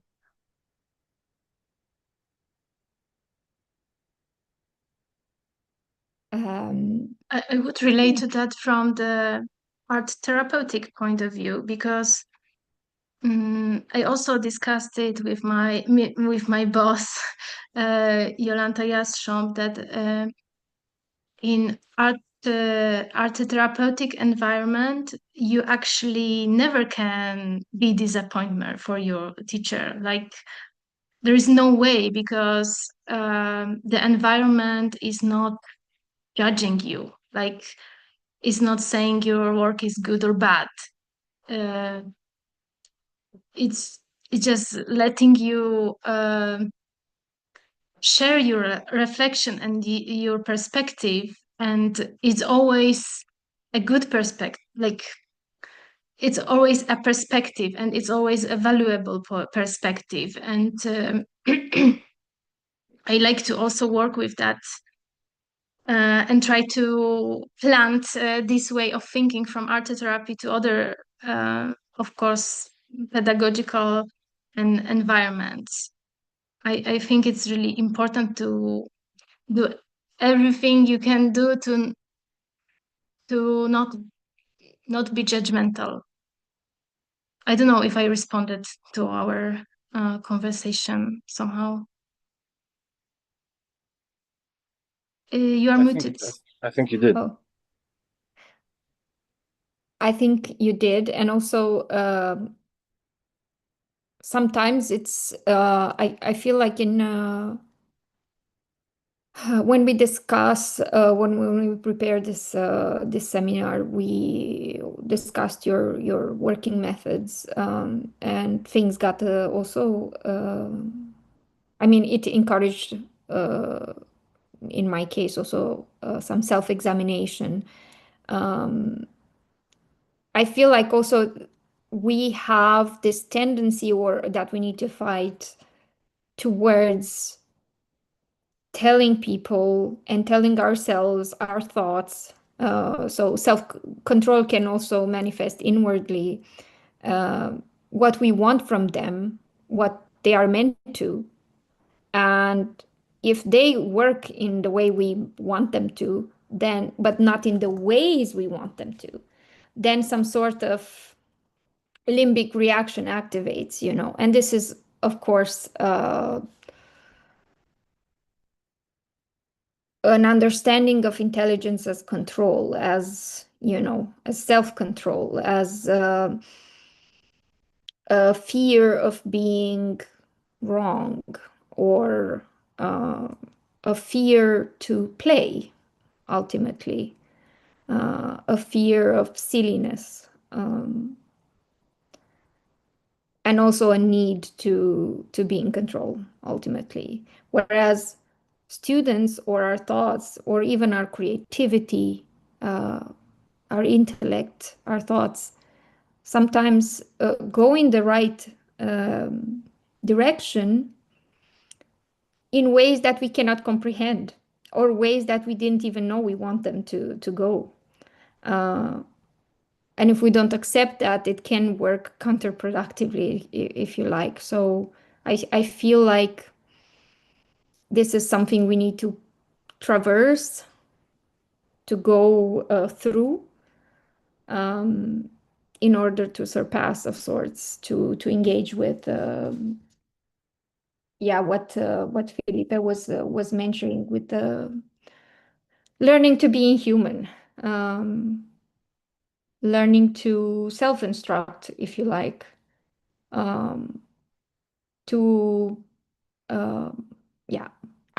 Now I am yapping, so That I'll makes stop sense. here. I would only illustrate what you said with the following, if you allow me. It's uh, once and after a small presentation about the beginning of these investigations, I was asked, "But are you the person knew I was?" They wanted me to clarify myself because it can be confusing. Are you saying it's a free for all, battle royale in the school? So, no, of course not. There needs to be, as you were saying, some discipline, and an ideal of the human inside the instructor. Ask 2 + 2, and the learner stands on their chair. Hey, I I tell them your place is outside. That's no way to behave in here. Or, huh? Have you noticed how many legs are on that chair? And again, we go from there. So I think what I was trying to say in reply to these last remarks of yours, which I thank you for, is that the instructor here has to learn not to be disciplined by discipline. And this is self-discipline. Actually, this is quite a profound note to end our double bill tonight. And thank you for that, Felipe. Was this spontaneous thought? It's very beautiful as a teacher to whomever stepped in a classroom to resist your disciplinarian role is yeah, requires some a degree of compassion, but also yeah, overcoming control and yeah, the disciplinary act itself. And as we agreed, we are not against discipline. Even though the word is, you know, disciplinary societies, it has some resonances that are completely unpalatable. And we know it's also linked to constraints that are not of the sorts we talked about here, such as, you know, regimentation, sitting in uncomfortable chairs, 100 years ago, sitting in corsets for naughty boys who moved too much, who had ADHD.